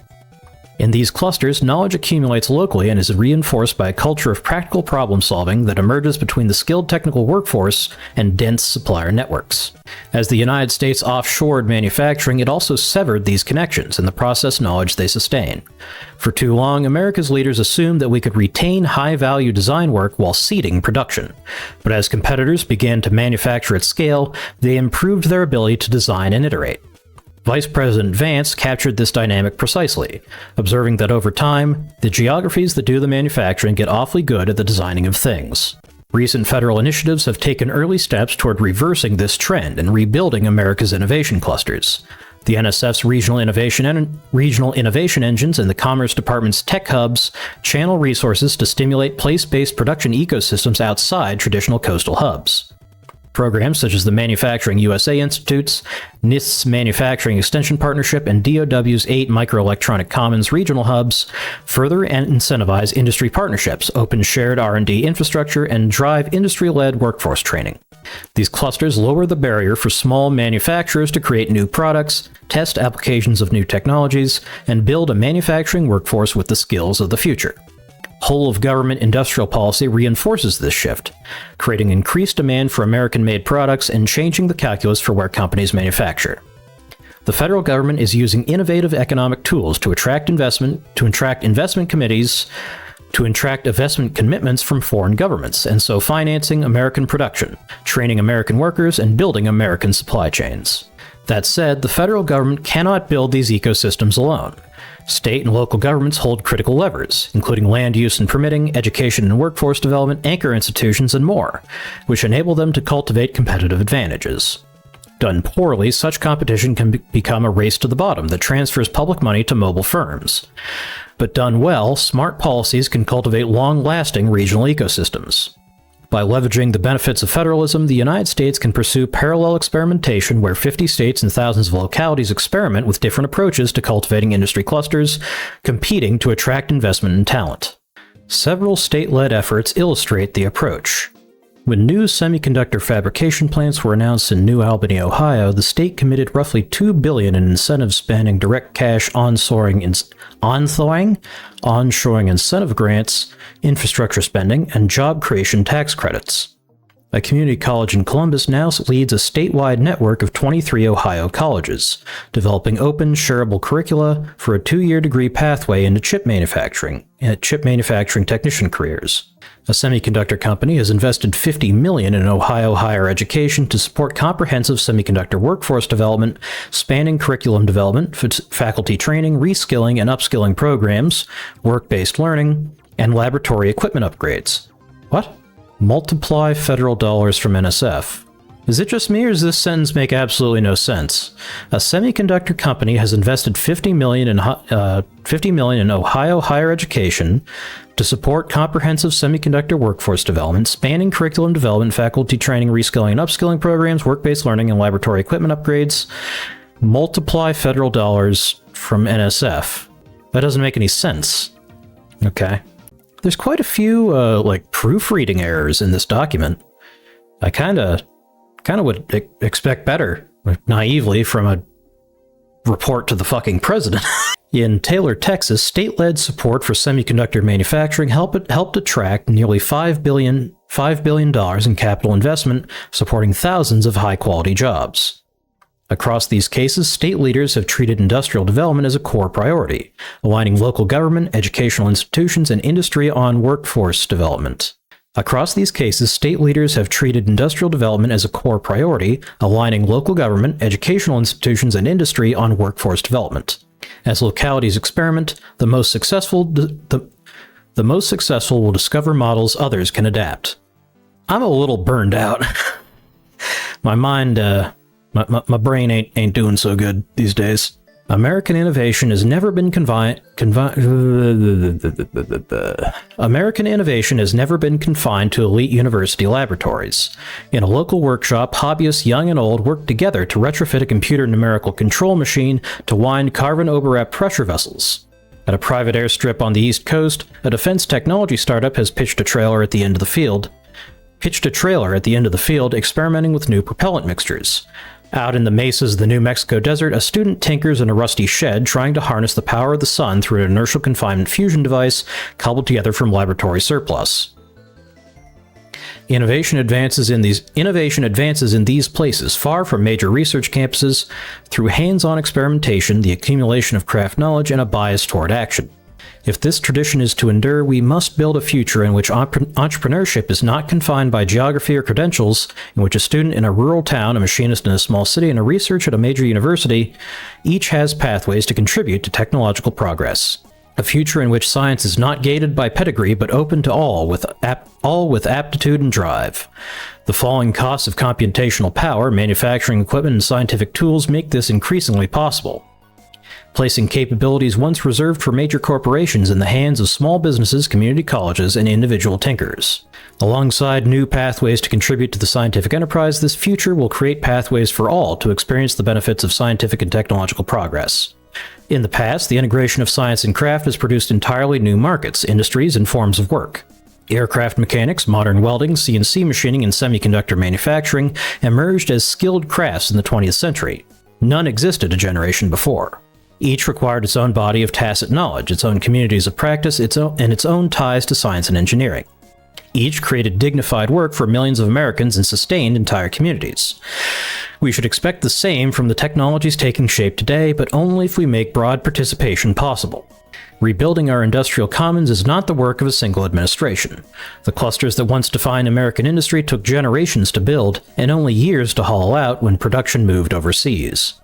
Meeting this moment requires revitalizing the web of skills, suppliers, and tacit knowledge that form America's industrial commons, and cultivating vibrant communities of scientists, researchers, and craftspeople in 100 Silicon Valleys across the nation. I gotta turn my volume down. It might not be loud enough for you, but it's too loud for me. Please. This may be a little bit beyond me at this particular juncture in time.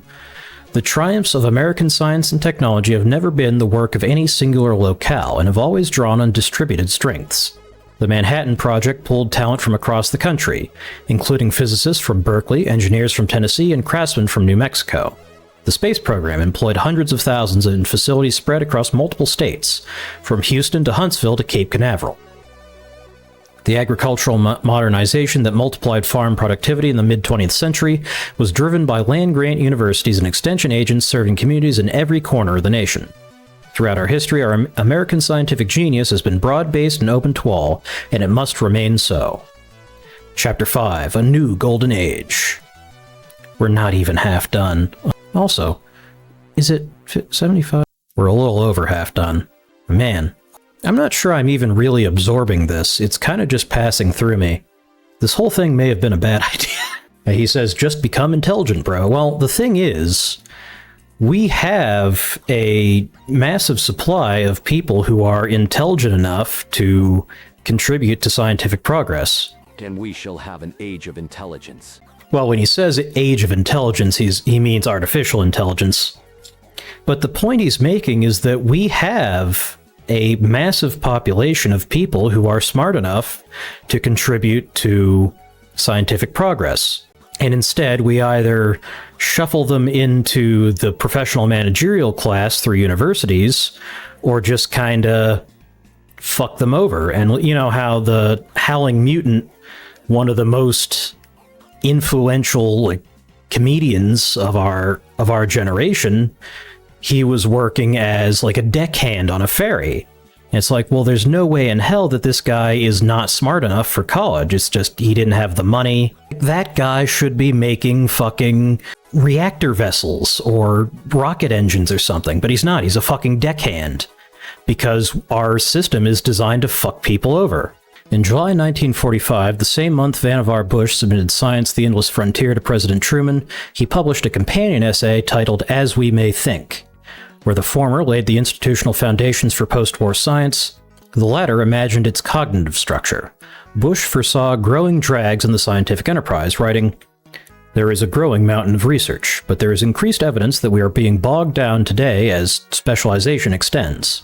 The investigator is staggered by the findings and conclusions of thousands of other workers, conclusions which he cannot find time to grasp, much less to remember as they appear." The face movements were expressive enough. I'm glad. Bush recognized that the tools of his era had extended... I actually forgot that you can see me. Maybe I should have turned the camera off as well. Bush recognized that the tools of his era had extended man's physical strength and perception. Trip hammers augmented the fist. Microscopes sharpened the eye. But the instruments to extend human thought remained rudimentary. Bush proposed a remedy he called the Memex. Oh fuck, they're bringing up the Memex! A device that could store, retrieve, and link the entire accumulated record of human knowledge. Consider a future device for individual use, which is a sort of mechanized private file and library. A device in which an individual stores all his books, records, and communications, and which is mechanized so that it may be consulted with exceeding speed and flexibility. It is an enlarged, intimate supplement to his memory. Over the 80 years since, the instruments Bush imagined have arrived in the form of computers, the internet, and now AI. Today, the world stands at the threshold of a dramatic transformation. In 2025 alone, American companies committed more than $400 billion to building out AI infrastructure, more than the inflation-adjusted cost of the Apollo program and Manhattan Project combined. Capital exceeding the gross domestic product of most nations is now spent on matrix multiplications, as city-scale symphonies of chips work in concert to train the next generation of AI models. The result is AI systems that would have been unbelievable even to the most forward-thinking AI researchers 5 years ago. Machines capable of reasoning through complex problems, understanding context and nuance, maintaining large code bases autonomously, and solving mathematic problems at a graduate level. I feel like one of those things is not like it can think with superhuman speed, maintain insanely complex problems, and solve problems that the average undergraduate can solve. Not graduate, not undergraduate. Yeah, okay, that's okay. Ooh, itchy. The early returns from AI for science are striking. Narrow systems have predicted protein structures with atomic accuracy, designed novel proteins from scratch, modeled molecular dynamics for drug discovery, advanced plasma control for fusion research, and uncovered phenomena hidden in vast quantities of particle physics data that human analysts would have missed entirely. In 2026, AI agents can write entire software applications, analyze experimental data, and operate laboratory equipment without human intervention. In mathematics, perhaps the purest field of reasoning, AI systems have begun to prove novel theorems and enable new forms of mathematical collaboration. These capabilities are improving rapidly as billions of dollars pour into AI research every year. Our goal, however, should not be merely to accelerate existing methods. It should be reforms the scientific enterprise that allows us to reach beyond the limits of human cognition and organization. Our brains today impose hard boundaries. We can hold only so many variables in working memory, read only so many papers in a career, and master only so many techniques in a lifetime. So too does the sociology of science. Disciplines fragment knowledge, incentives reward incremental work, and hierarchies suppress unconventional thinking. Even our means of communication are constrained by the acceptable mediums of words, equations, and charts. AI tools offer the possibility of breaking through all of these limitations. Consider how scientists digest knowledge. A researcher today faces the same problem Bush identified in 1945, only greatly magnified. Millions of papers are published each year, more than any human can read in a fraction of their own subfield, let alone adjacent domains where the most important connections hide. AI systems, by contrast, can extract and synthesize findings from vast literatures, identify patterns that span disciplinary boundaries, and search combinatorial spaces of hypotheses and ideas inaccessible to human capacities. Consider the collection of scientific data. Until recently, only cleaned and structured data could be used reliably at scale. AI systems can now process and annotate raw data buried in old publications, archives, and video recordings. The Python notebooks used to discover the transformer architecture, or the boxes of paper Andrew Wiles filed before finally proving Fermat's last theorem. It's Fermat, I think, but whatever. Omelette du Fermat. Can now be processed by now I want an omelet. God damn it. Can now be processed by machines as well as humans. The metadata behind the tacit knowledge of science, the kind that never makes it into print, is becoming legible for the first time. And consider the process of experimentation itself. Traditionally, experiments have been designed by hand, run sequentially, and adjusted only after results were reviewed, limiting both their speed and scope. AI-driven planning, combined with industrial-scale autonomous laboratories, will let us parallelize data collection with custom techniques tailored to each run. Operating in closed-loop, AI systems can identify which measurements will yield the most information and adjust course in real time, as experimentation scales up by orders of magnitude. The cognitive tools Bush imagined in As We May Think have finally arrived. If we get this right, AI will accelerate every stage of the scientific process. It will help identify the most impactful questions, generating hypotheses that would never occur to researchers constrained by their training and field. It will design experiments, optimize protocols, and anticipate pitfalls based on the full shared record of prior work. It will analyze data at scales far exceeding what is currently possible and predict behaviors in complex systems that were previously impenetrable to mathematical modeling, from large-scale brain dynamics to long-range weather patterns. It will accelerate how scientific results are communicated and validated, breaking the constraining form of the scientific paper. And increasingly, it will participate in the engineering work that translates scientific discoveries into deployable technologies. Our task is to build a scientific enterprise that maximizes the marginal returns to intelligence, which means confronting, clearly, the factors that constrain its work. 3 stand out. The first is the speed of feedback. Particle physicists have devised myriad theories about our universe, but we currently lack the experimental data to distinguish among them. No amount of intelligence can conjure observations that do not exist. The second is the speed of atoms. Cells divide on their own schedule, and hardware must be physically manufactured. No cognitive power can alone make a rocket or semiconductor fab build itself overnight. The third is the constraint imposed by our own institutions. Publishing systems, funding structures, regulatory frameworks, clinical trial requirements, and cultural inertia govern how research happens. This will be felt first within the scientific enterprise. The coming abundance of cognitive capability of cognitive demands a corresponding transformation of our scientific institutions. New technologies like AI should give us tremendous optimism, but we should harbor no illusions that AI will repair our scientific enterprise by default. Even if every scientist benefits from adopting AI, it does not follow that science as a whole will advance. This is one of the counterintuitive properties of complex systems. Individual gains do not automatically aggregate into collective progress. For a century, the United States aggressively suppressed forest fires, and each intervention seemed like an obvious success. But by preventing small fires, we allowed the fuel of dead wood, dense brush, and dry undergrowth to accumulate until the inevitable fires became infernos even harder to contain. AI could do the same to science, by making each researcher seemingly more productive while allowing the conditions for catastrophic and systemic dysfunction to build.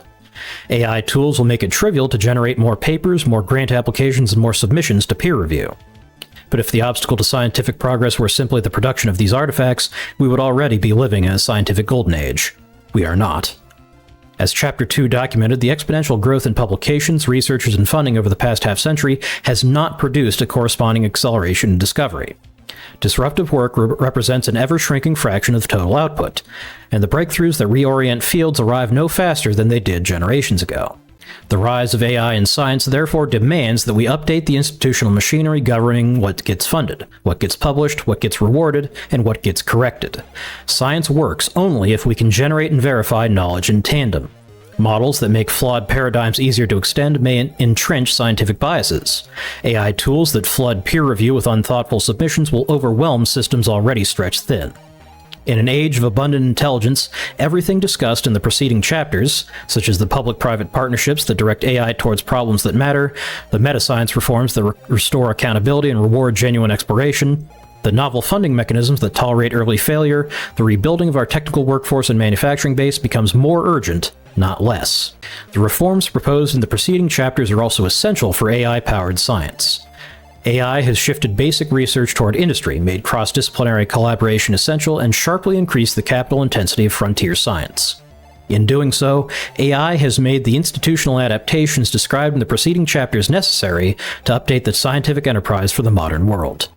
The novel organizations and funding mechanisms in Chapter 2 matter because fully leveraging AI for science demands tight iteration between exploration and engineering, something traditional academic departments were not built to sustain.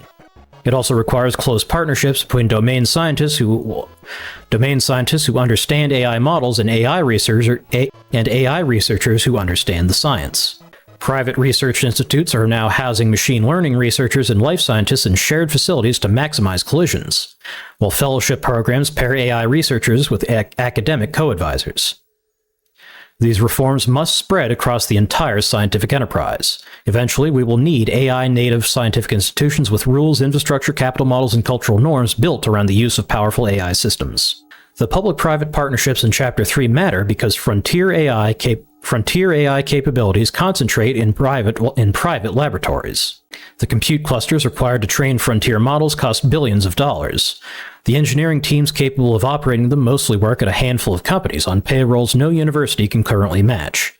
Keeping private sector capabilities in conversation with the public scientific enterprise will require carefully crafted structures. Existing partnerships between federal laboratories and AI companies represent steps toward that future, with researchers applying cutting-edge AI systems to advance fusion energy, drive advancements in computational biology, and even control a rover on Mars. Finally, the reconnection of science and craft in Chapter 4 matters because as intelligence becomes more abundant, the constraints on scientific progress shift from generating ideas to realizing them in the physical world. The world of atoms, which includes manufacturing, fabrication, and the infrastructure on which discovery depends, will increasingly determine the pace of progress. No amount of intelligence substitutes for instruments needed to collect experimental data or the facilities needed to build and test new technologies. Reforms to rebuild apprenticeships, capture tacit knowledge, and reconstruct universities with regional manufacturing ecosystems are focused precisely on this constraint. The Genesis mission. Throughout our history, from the Manhattan Project to the Apollo program, America's greatest scientific advancements have come when national capabilities were matched with the right institutional design. The Genesis mission is the next chapter in that tradition, a national effort to harness AI for scientific discovery at a scale no other nation can match. President Trump launched the Genesis mission in November 2025 as America's premier AI for Science initiative. The executive order establishing the mission directs DOE to build the American Science and Security Platform, which will connect our most powerful supercomputers, AI systems, and scientific instruments and datasets into a single discovery engine, designed to double the productivity and impact of American science and engineering within a decade. The mission draws on an unparalleled base of national capability. DOE's 17 national laboratories constitute the largest concentration of scientific infrastructure in the world, employing roughly 40,000 scientists, engineers, and technical staff, and receiving approximately $20 billion in annual funding. These institutions house our most advanced particle accelerators, synchrotron light sources, supercomputers, and experimental facilities spanning material science, fusion energy, and nuclear security. Beyond our national laboratories, agencies including the FDA, NSF, National Oceanic and Atmospheric Administration, and Department of Veteran Affairs steward vast quantities of scientific data accumulated over decades of federal investment, from genomic sequences to weather simulations. The Genesis mission will unlock this capacity, including by building foundational technologies and AI-ready datasets to tackle the nation's most complex science and technology challenges. Realizing the mission's potential requires addressing 4 key challenges that would otherwise constrain AI-enabled science. The first is problem selection. Not every scientific problem is well suited to AI intervention. The strongest candidates exhibit certain characteristics, such as, for today's AI systems, large combinatorial search spaces, substantial quantities of structured data, and clear metrics against which to benchmark progress. Protein structure prediction, for example, fit these criteria precisely. The space of possible configurations is vast, decades of crystallographic data provided training material, and benchmarks such as the critical assessment of protein structure prediction allowed researchers the benchmarks such as the critical assessment of I need to smack myself again, hold on. Fuck it, I won't mute. Crass technology worship. Did it not read that, or did I just not have my headphones on? I think I just didn't have my headphones on. What do you mean by that? Benchmarks such as the critical assessment of protein structure prediction. The critical assessment of protein structure prediction allowed researchers to measure improvement. I'm probably not going to be able to use this audio anyway, so I don't know why I'm trying so hard. The mission has therefore directed DOE to identify at least 20 science and technology challenges of national importance spanning advanced manufacturing, biotechnology, critical materials, nuclear fission and fusion, quantum information science, and semiconductors. Challenges will be reviewed annually to reflect both scientific progress and national priorities. In a world where AI research is flush with capital, the federal government's value add is not funding AI in the abstract, but directing it toward problems where breakthroughs could unlock entire branches of downstream discovery and application, just as cracking the human genome did. The second is institutional capacity. The Genesis mission is designed to operationalize the reforms outlined through this report, many of which are preconditions for AI-powered science at national scale. In December 2025, DOE announced agreements with 24 organizations, including leading AI companies, semiconductor manufacturers, and cloud providers. These partnerships and the many that follow will ensure the mission's outputs flow across the entire national research ecosystem. Furthermore, the Transformational AI Models Consortium, a cornerstone investment in the mission, will mobilize national laboratories to partner with industry to generate new AI-ready data and support development of foundation models that harness DOE's unique data, facilities, and expertise across scientific and engineering domains. The third is data infrastructure. Scientific data is the raw material for AI-powered discovery, but much of America's most valuable data is currently inaccessible, uncurated, or locked behind restrictive licensing. Fixing this requires 2 complementary approaches. One is opening access to federal government data. Many valuable datasets exist because the government chose to build them, like NOAA's weather data or the Material Project's mapping of inorganic crystals. The American Science Cloud, a cornerstone of the mission's infrastructure, will empower the national labs to curate and distribute DOE's AI-ready scientific data for the broader research community, and unlock data hidden behind government bureaucracy. Approach 2 is creating incentives for individual researchers to curate and share their own datasets. Much valuable data arises organically when individuals closest to the research recognize that their experimental records or failed trials could be helpful to others. This data is routinely abandoned, sometimes due to a lack of stable funding for storage and curation, and other times because there is no signal on the value of the information. Data on laboratory procedures and challenging experiments, for instance, may prove highly valuable in light of potential lab automation, yet such data is currently scattered. The mission will address this directly, creating new funding opportunities for dataset curation and building new incentives to partake in these curation efforts across our science agencies. The fourth is the integration of AI capabilities with experimental infrastructure. Where materials discovered can take around 20 years from laboratory to deployment, closed-loop autonomous experimentation could collapse that timeline by an order of magnitude. That makes leadership in this platform technology a strategic imperative for the United States. We've already prototyped autonomous facilities across our national laboratories, such as the A-Lab at Lawrence Berkeley, which works on solid-state synthesis of inorganic materials, and the Polybot at Argonne, a modular robotics platform for materials characterization. But other countries, including Canada and China, are racing forward. The constraint on further automation runs deeper than the funding. Decades of consolidation and offshoring in the scientific instruments industry have created pathologies one would expect, including expensive products, poor software, and proprietary data formats that lock researchers into vendor ecosystems. You can tell that this guy is like an actual scientist, because he's like, yeah, the problem is the fucking data formats. Because that stuff fucks people over really bad, and it's such a small thing with vendors, because this is the same reason that when you buy a new video game, it goes compiling shaders and you can't play your game for like 3 minutes. It's an attempt at vendor lock-in.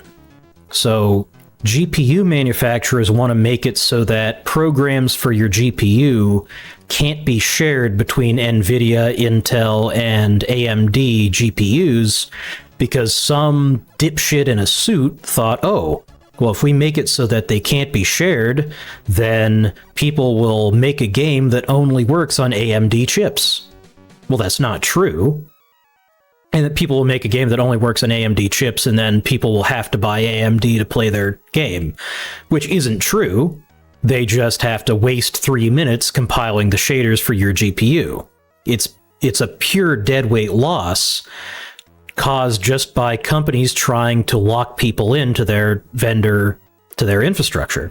Similarly, I guess MATLAB or the alternatives, I'm not a scientist, I don't really know this stuff, but he's saying that different scientific data capture platforms, they also try to lock people in, and all it does is it means that all that data is lost when the platform goes out of service.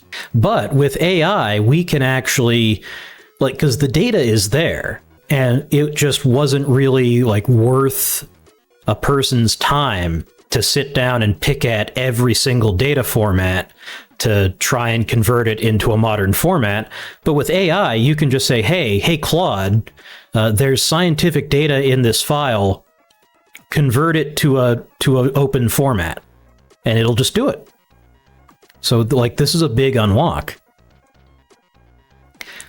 The constraint on further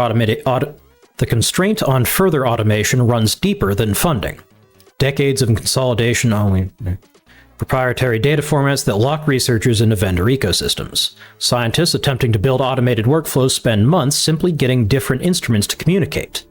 Scientific instruments themselves must be redesigned for automation from the ground up, with open interfaces and standardized data formats. The national laboratories deploy the largest concentration of advanced scientific instrumentation in the world, and their purchasing power can drive that redesign. The mission has already invested in 14 projects focused on robotics, automated laboratories, and autonomous control of large-scale experiments. These efforts build on a parallel push at NSF to invest in initial an initial $380 million into programmable cloud labs across academic institutions and startups, kicking off our domestic autonomous experimentation industry, just as NSFNet played an instrumental role in forming the backbone of the modern internet in the 1980s. America's brightest minds and industries have always answered the call when their country needed the most. The Genesis mission is that call to this generation of scientists and engineers to advance American scientific leadership in the era of AI. Its design reflects the core convictions of this report. The central role of the federal government is to shape the arena rather than direct discovery, recognizing that the private sector possesses capabilities public institutions must learn to leverage rather than replicate. The promise of AI-enabled science rests on a foundation that is, at present, potentially unsound. We are preparing to train AI systems on scientific literature, deploy them to generate hypotheses, and trust them to design experiments, but the knowledge base they will draw on is riddled with error. As detailed in Chapter 2, a majority of researchers now acknowledge that science faces a reproducibility crisis. Between 1/2 and 2/3 of psychology studies failed replication attempts.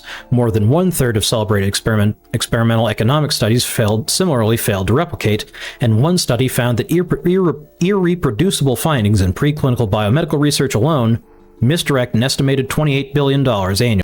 You'll note that 2 of his 3 examples are in the soft sciences, which aren't sciences, really. Like, when I was a kid, I thought, oh, it's a silly, prejudice that, oh, those are the soft sciences. Well, they're just as legitimate as like physics and chemistry. Well, the problem with the soft sciences isn't that their topics are less worthy of study. The problem is that the scientific culture in those fields isn't scientific. Like, if you actually look at what sociologists put out, they're just making shit up. It's just Tumblr shit in a scientific package. They're not actually doing experiments. It's science theater. It's scientism. It's just bullshitters in lab coats. Calling it a soft science is frankly an insult to science. It's not science. Every false result can mislead subsequent researchers, creating cascading failures throughout the enterprise. Increased scientific productivity will not mean anything if the underlying findings are false. In May 2025, the President signed an executive order restoring gold standard science to begin addressing this dysfunction. The order establishes principles to govern all federally funded research: reproducibility, transparency, communication of error and uncertainty, collaboration across disciplines, skepticism of assumptions, falsifiability of hypotheses. See, that's the key one. I feel like that's what really separates soft pseudoscience from actual science, is that they don't generate testable By the way, the author of X Cross Fatal Love is a sociologist. X Cross Fatal Love. I gotta fix that fucking thing. The author of XCOM Files. I didn't realize that. Well, I hope he doesn't see this video. Falsifiability of hypotheses, unbiased peer review, acceptance of negative results, and freedom from conflicts of interest. Agencies are directed to apply an approach based on the weight of scientific evidence, transparently evaluating each piece of information based on quality and relevance. Replication does not happen at scale, in part because of a market failure. Strong incentives drive researchers to publish new findings, with funding and prestige both flowing from novel claims. On the other hand, verification carries weak incentives. Little glory comes from confirming someone else's work. Previous attempts at large-scale replication have failed because they required armies of specialists to verify each study by hand. Manual verification cannot scale to the millions of papers published annually, and the problem is about to grow far more acute. As AI is introduced into the scientific process, it risks compounding these problems. False findings will multiply as it becomes easier to generate plausible-sounding scientific results than to verify them. AI research offers a preview. Leading conferences have seen submission surges of 60% in a single year, overwhelming the field's capacity to evaluate new results. Researchers are now burdened with reviewing nonsensical AI-generated submissions while rebutting low-quality AI-generated reviews of their own work. Other fields will follow the same trajectory. The Genesis mission is building a science generator with instruments capable of producing scientific discovery at an unprecedented scale. To sustain progress, we must also build its necessary counterpart, a verifier equal in rigor and scale. This is the central challenge that must be undertaken to address the reproducibility crisis and capture the full benefits of AI for science. AI itself could help close the generation verification gap, but only if we invest in the necessary infrastructure. AI has already begun to automate significant parts of the scientific workflow. Meanwhile, the gold standard science requirements, including reproducibility, data sharing, and methodological documentation, create precisely the conditions under which automated verification becomes possible. The combination of both could lead to low-cost, continuous AI-enabled verification. Researchers have already outlined one vision of such a system in which specialized agents parse submitted papers, reconstruct computational environments, execute analyses in sandbox settings, and compare outputs against claimed results. The same infrastructure that audits human-authored papers today could tomorrow judge which machine-generated hypotheses merit experimental resources. Rising to this moment of need, NIH has launched a new agency-wide initiative to elevate replication and reproducibility, identifying critical research and infrastructure needs to advance rigorous findings that are verifiable and transparently shared. Looking forward, the federal government must continue to lay the connective tissue between verification infrastructure and our scientific enterprise. This means establishing open APIs and interoperability standards that allow verification capabilities to plug into journal submission systems, grant reporting platforms, and private sector AI research tools, standards for replication packages that ensure computational research arrives in machine auditable form, and prizes for successfully replicating or disproving influential papers. The result should be a verification system that is not occasional but a continuous, low cost, and commensurate with the scale of discovery we are now capable of producing. The printing press transformed what could be written, who could read, and how knowledge accumulated. The research university created entirely new apparatuses for producing knowledge. The tools emerging today will do the same, enabling new forms of collaboration, new standards for verification, and new mechanisms for allocating attention and credit. Developments in mathematics already underway offer a clear glimpse of the transformative potential of AI paired with gold standard science. In mathematics, checking a proof is often far easier than discovering one, an asymmetry in favor of verification that makes it a natural proving ground for the potential of AI and gold standard science. With proof assistance, the challenge of proving a novel mathematical result reduces the formalization of a theorem statement and the construction of a chain of arguments that the proof. Nevertheless, formalization has historically been too laborious to matter. Translating a single theorem into machine-checkable code could take months of painstaking work. The liquid tensor experiment, a project to formalize a result in condensed mathematics in 2020, consumed nearly 2 years of effort from expert practitioners. Over the past 2 years, large language models have begun to make it possible for mathematicians to translate ordinary mathematical writing into these formal languages in real time. The acceleration has been striking. In early 2024, an ambitious project set out to formalize the prime number theorem with a proof assistant. After 18 months and the collaboration of more than 20 people around the world, it had made intermediate progress but remained stuck on core difficulties and complex analysis.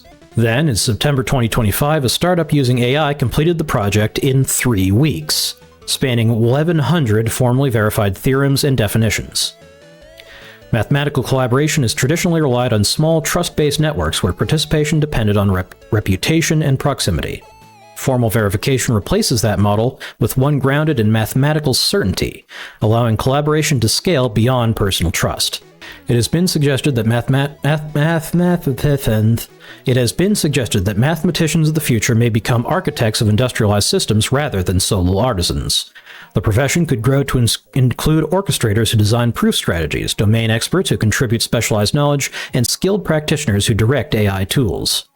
The mathematics we pursue will change as well. When AI handles computational drudgery, entire classes of problems become tractable, opening new scientific frontiers.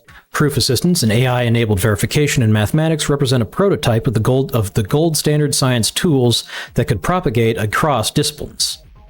Wherever checking an answer is easier than finding one, AI stands to reorganize not just scientific discovery, but the social structures that govern who does it and how.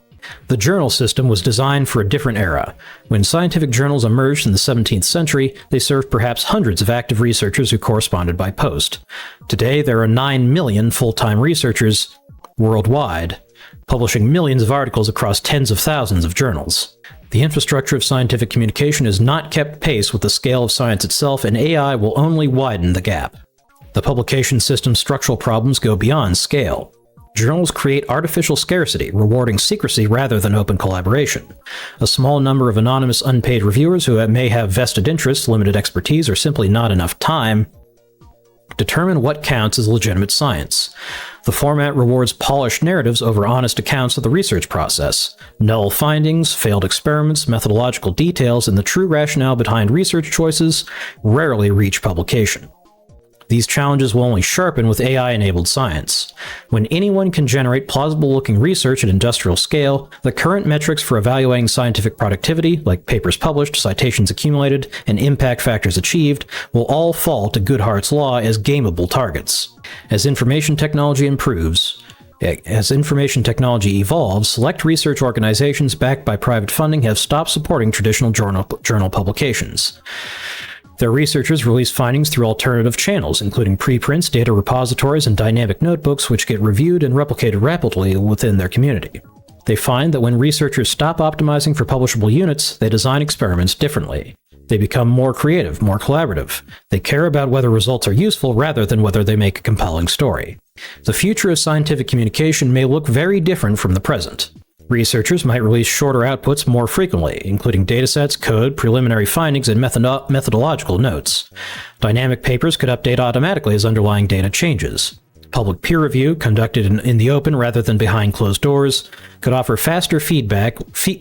This is clearly seen by reference to machine learning communities, which already rapidly replicate papers posted to online repositories and turn social media platforms into forums for debate.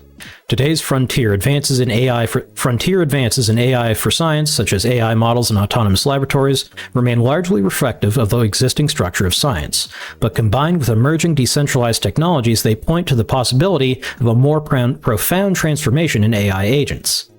Those agents would not merely assist human researchers, but participate as autonomous actors in a scientific economy. One key building block of this transformation will be more granular credit attribution. Blockchain-based systems can create immutable records of scientific contributions, time-stamping every dataset uploaded, every analysis run, and every hypothesis proposed, and linking each to its creator. They want NFTs for scientific papers. When the record is fully traceable and captures every contribution comprehensively, credit attribution need not be zero-sum. Contributions to shared resources, such as datasets, code libraries, and protocols, become properly visible and rewardable. Another building block will be new modes of financial transaction for scientific knowledge. Decentralized autonomous organizations, communities that pool resources and allocate them through collective governance, are beginning to fund scientific research directly without going through traditional institutional gatekeepers. I didn't know that. I want to look into that more. He's got a citation there. Because my understanding was that DAOs were kind of a... I didn't realize they really went anywhere, but apparently they are. Prediction polls, augmented with proper scoring feedback and statistical aggregation, have also been shown to forecast scientific developments better than prediction markets based on technological trends already underway. Together, these mechanisms can direct resources towards problems based on the wisdom of crowds rather than community review, potentially faster and more effectively. These pieces lay the foundation for a continuous, market-mediated, agent-based scientific economy. Imagine a funder posting $1 million bounty for the first validated therapeutic target for a rare disease. An agent working on adjacent problems notices a promising lead and posts a smaller bounty for replicating the finding. Other agents assess whether the problem falls within their competence, bid for the work, and contract an autonomous laboratory accessible through the internet, which runs the experiment and returns cryptographically signed results. That seems like a really bad idea until we solve the alignment problem. That seems like the kind of thing that could cause problems. Issues. I didn't want to say the word problem twice in a row, but then I did. The agent evaluates the evidence, updates its models, and publishes conclusions to a distributed ledger. When results prove ambiguous, human experts provide the judgment that automated systems lack. Smart contracts release funds automatically as milestones are verified. In such a world, experimental information becomes a tradable commodity, and price mechanisms replace slow institutional coordination. Markets could form to support the scientific enterprise, such as prediction markets informing grant makers about technologies on the hunt. Technologies? We got to inform about our technology. Informing grant makers about technologies on the horizon, bounty markets directing resources towards unsolved problems, and reputation markets tracking which agents produce reliable results. Agents would interact directly, exchanging data, hypotheses, and compute time through microtransactions. The whole system runs continuously at speeds no human institution could match, but is guided by human judgment about which breakthroughs merit large bounties and which questions require framing that machines cannot yet provide. An agent-based scientific economy will reshape what science gets done. Agents might specialize in replication, profiting by verifying or falsifying claims that humans find too tedious to check. Others might focus on negative results, which journals refuse to publish but which hold real value for anyone exploring the same territory. Unconstrained by disciplinary boundaries, career incentives, or the limits of human attention, agents could pursue the questions that matter most rather than the ones that yield publishable results. Cloud laboratories become the factories of this economy. Robotic facilities already exist that can synthesize molecules, run assays, and return results without human intervention. As these facilities proliferate,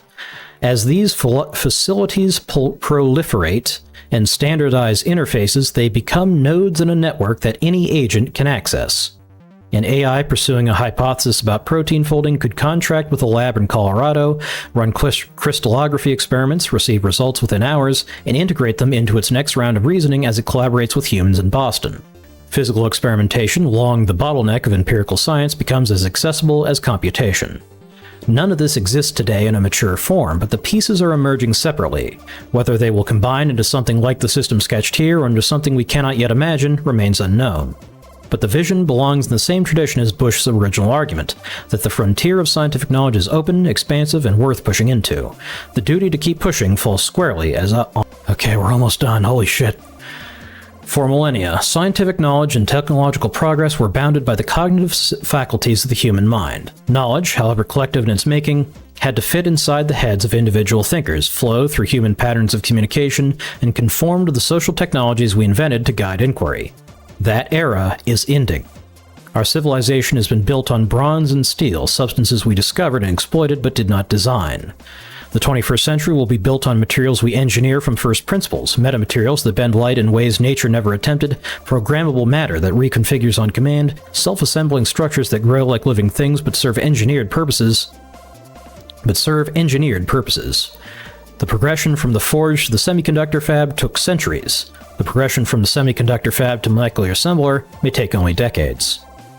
We may begin to engineer cells as precisely as we now engineer circuits, programming immune systems to hunt malignancies with complete specificity, shaping cell differentiation and tissue growth to repair damaged organs, and designing therapeutics atom by atom rather than discovering them by trial and error. If we get this all right, within a generation, the diseases that today kill millions, like cardiovascular failures, neurodegenerations, and cancers, may yield one by one to instruments we are now starting to build. The technological transformation is already underway. In the first year of the Trump administration, more than $1 trillion of investment commitments have been secured for advanced manufacturing infrastructure and for technology companies building in the physical world. The best minds of a generation are bent on breakthroughs in machine intelligence and its applications to science. New companies are created every day to discover new materials, design revolutionary drugs, build fusion power, and explore unsolved conjectures in mathematics. In parallel, a revival in the crafts has made advanced technology possible. Americans are grinding precision bearings to tolerances measured in millionths of an inch, polishing optics for surgical lasers and microscopes, spinning carbon nanofibers for spacecraft and medical implants, and growing semiconductor crystals of an inhuman purity. The nation is rediscovering its capacity to build, grounded in the recognition that the frontier advances on two kinds of knowledge: the explicit, which can be written down and taught, and the tacit, which can only be learned through practice. To sustain this process, we must invent new ways of doing science. Science is the pool of knowledge that underlies our technological pursuit. The science of the coming decades could produce knowledge that no single person fully grasps, verified by systems that no single person fully audits, yet more reliable than anything we have built before. Future infrastructure for discovery may harness trillions of AI agents running experiments, testing conjectures, and surfacing insights across every scientific domain, with human researchers setting directions, posing questions, integrating findings, and making the judgments that require wisdom rather than computation. We urgently need to begin preparing for this AI-enabled future by building the institutions, incentive structures, and information systems that let us trust what we cannot individually comprehend and steer what we cannot fully predict. When Vannevar Bush wrote to President Roosevelt, the nation faced a choice whether to continue the wartime mobilization of science or let the momentum dissipate. We chose to build. The institutions that emerged gave America a half-century of scientific dominance that translated into security and prosperity. But they are no longer sufficient for the new frontier we face today. This report has described what must replace them: new partnerships that bridge discovery and production, new mechanisms that reward boldness over consensus, new infrastructure that reunites science with manufacturing and craft, and preparations for an AI-transformed era of scientific discovery. Our competitors understand this. They are building their own system to capture this next era of science and technology and to shape what it will be used for. The task then falls to our generation to design the institutions, standards, and capabilities that can guide a scientific enterprise larger, faster, and less individually comprehensible than any in history. In doing so, we will determine not only the future of American technological prowess, but also the trajectory of human knowledge itself. Rising to this challenge is vital if America is to continue to deliver prosperity and security to its people. Holy shit, we're finally done. Okay. The rest is just citations. Oh god, there's more. Well, I'm not reading that. Yeah, I'll read all this off stream. And, yeah, I feel like I need to read this again without reading it out loud because I don't think I really completely captured everything. But, maybe I'll just listen back to my own VODs.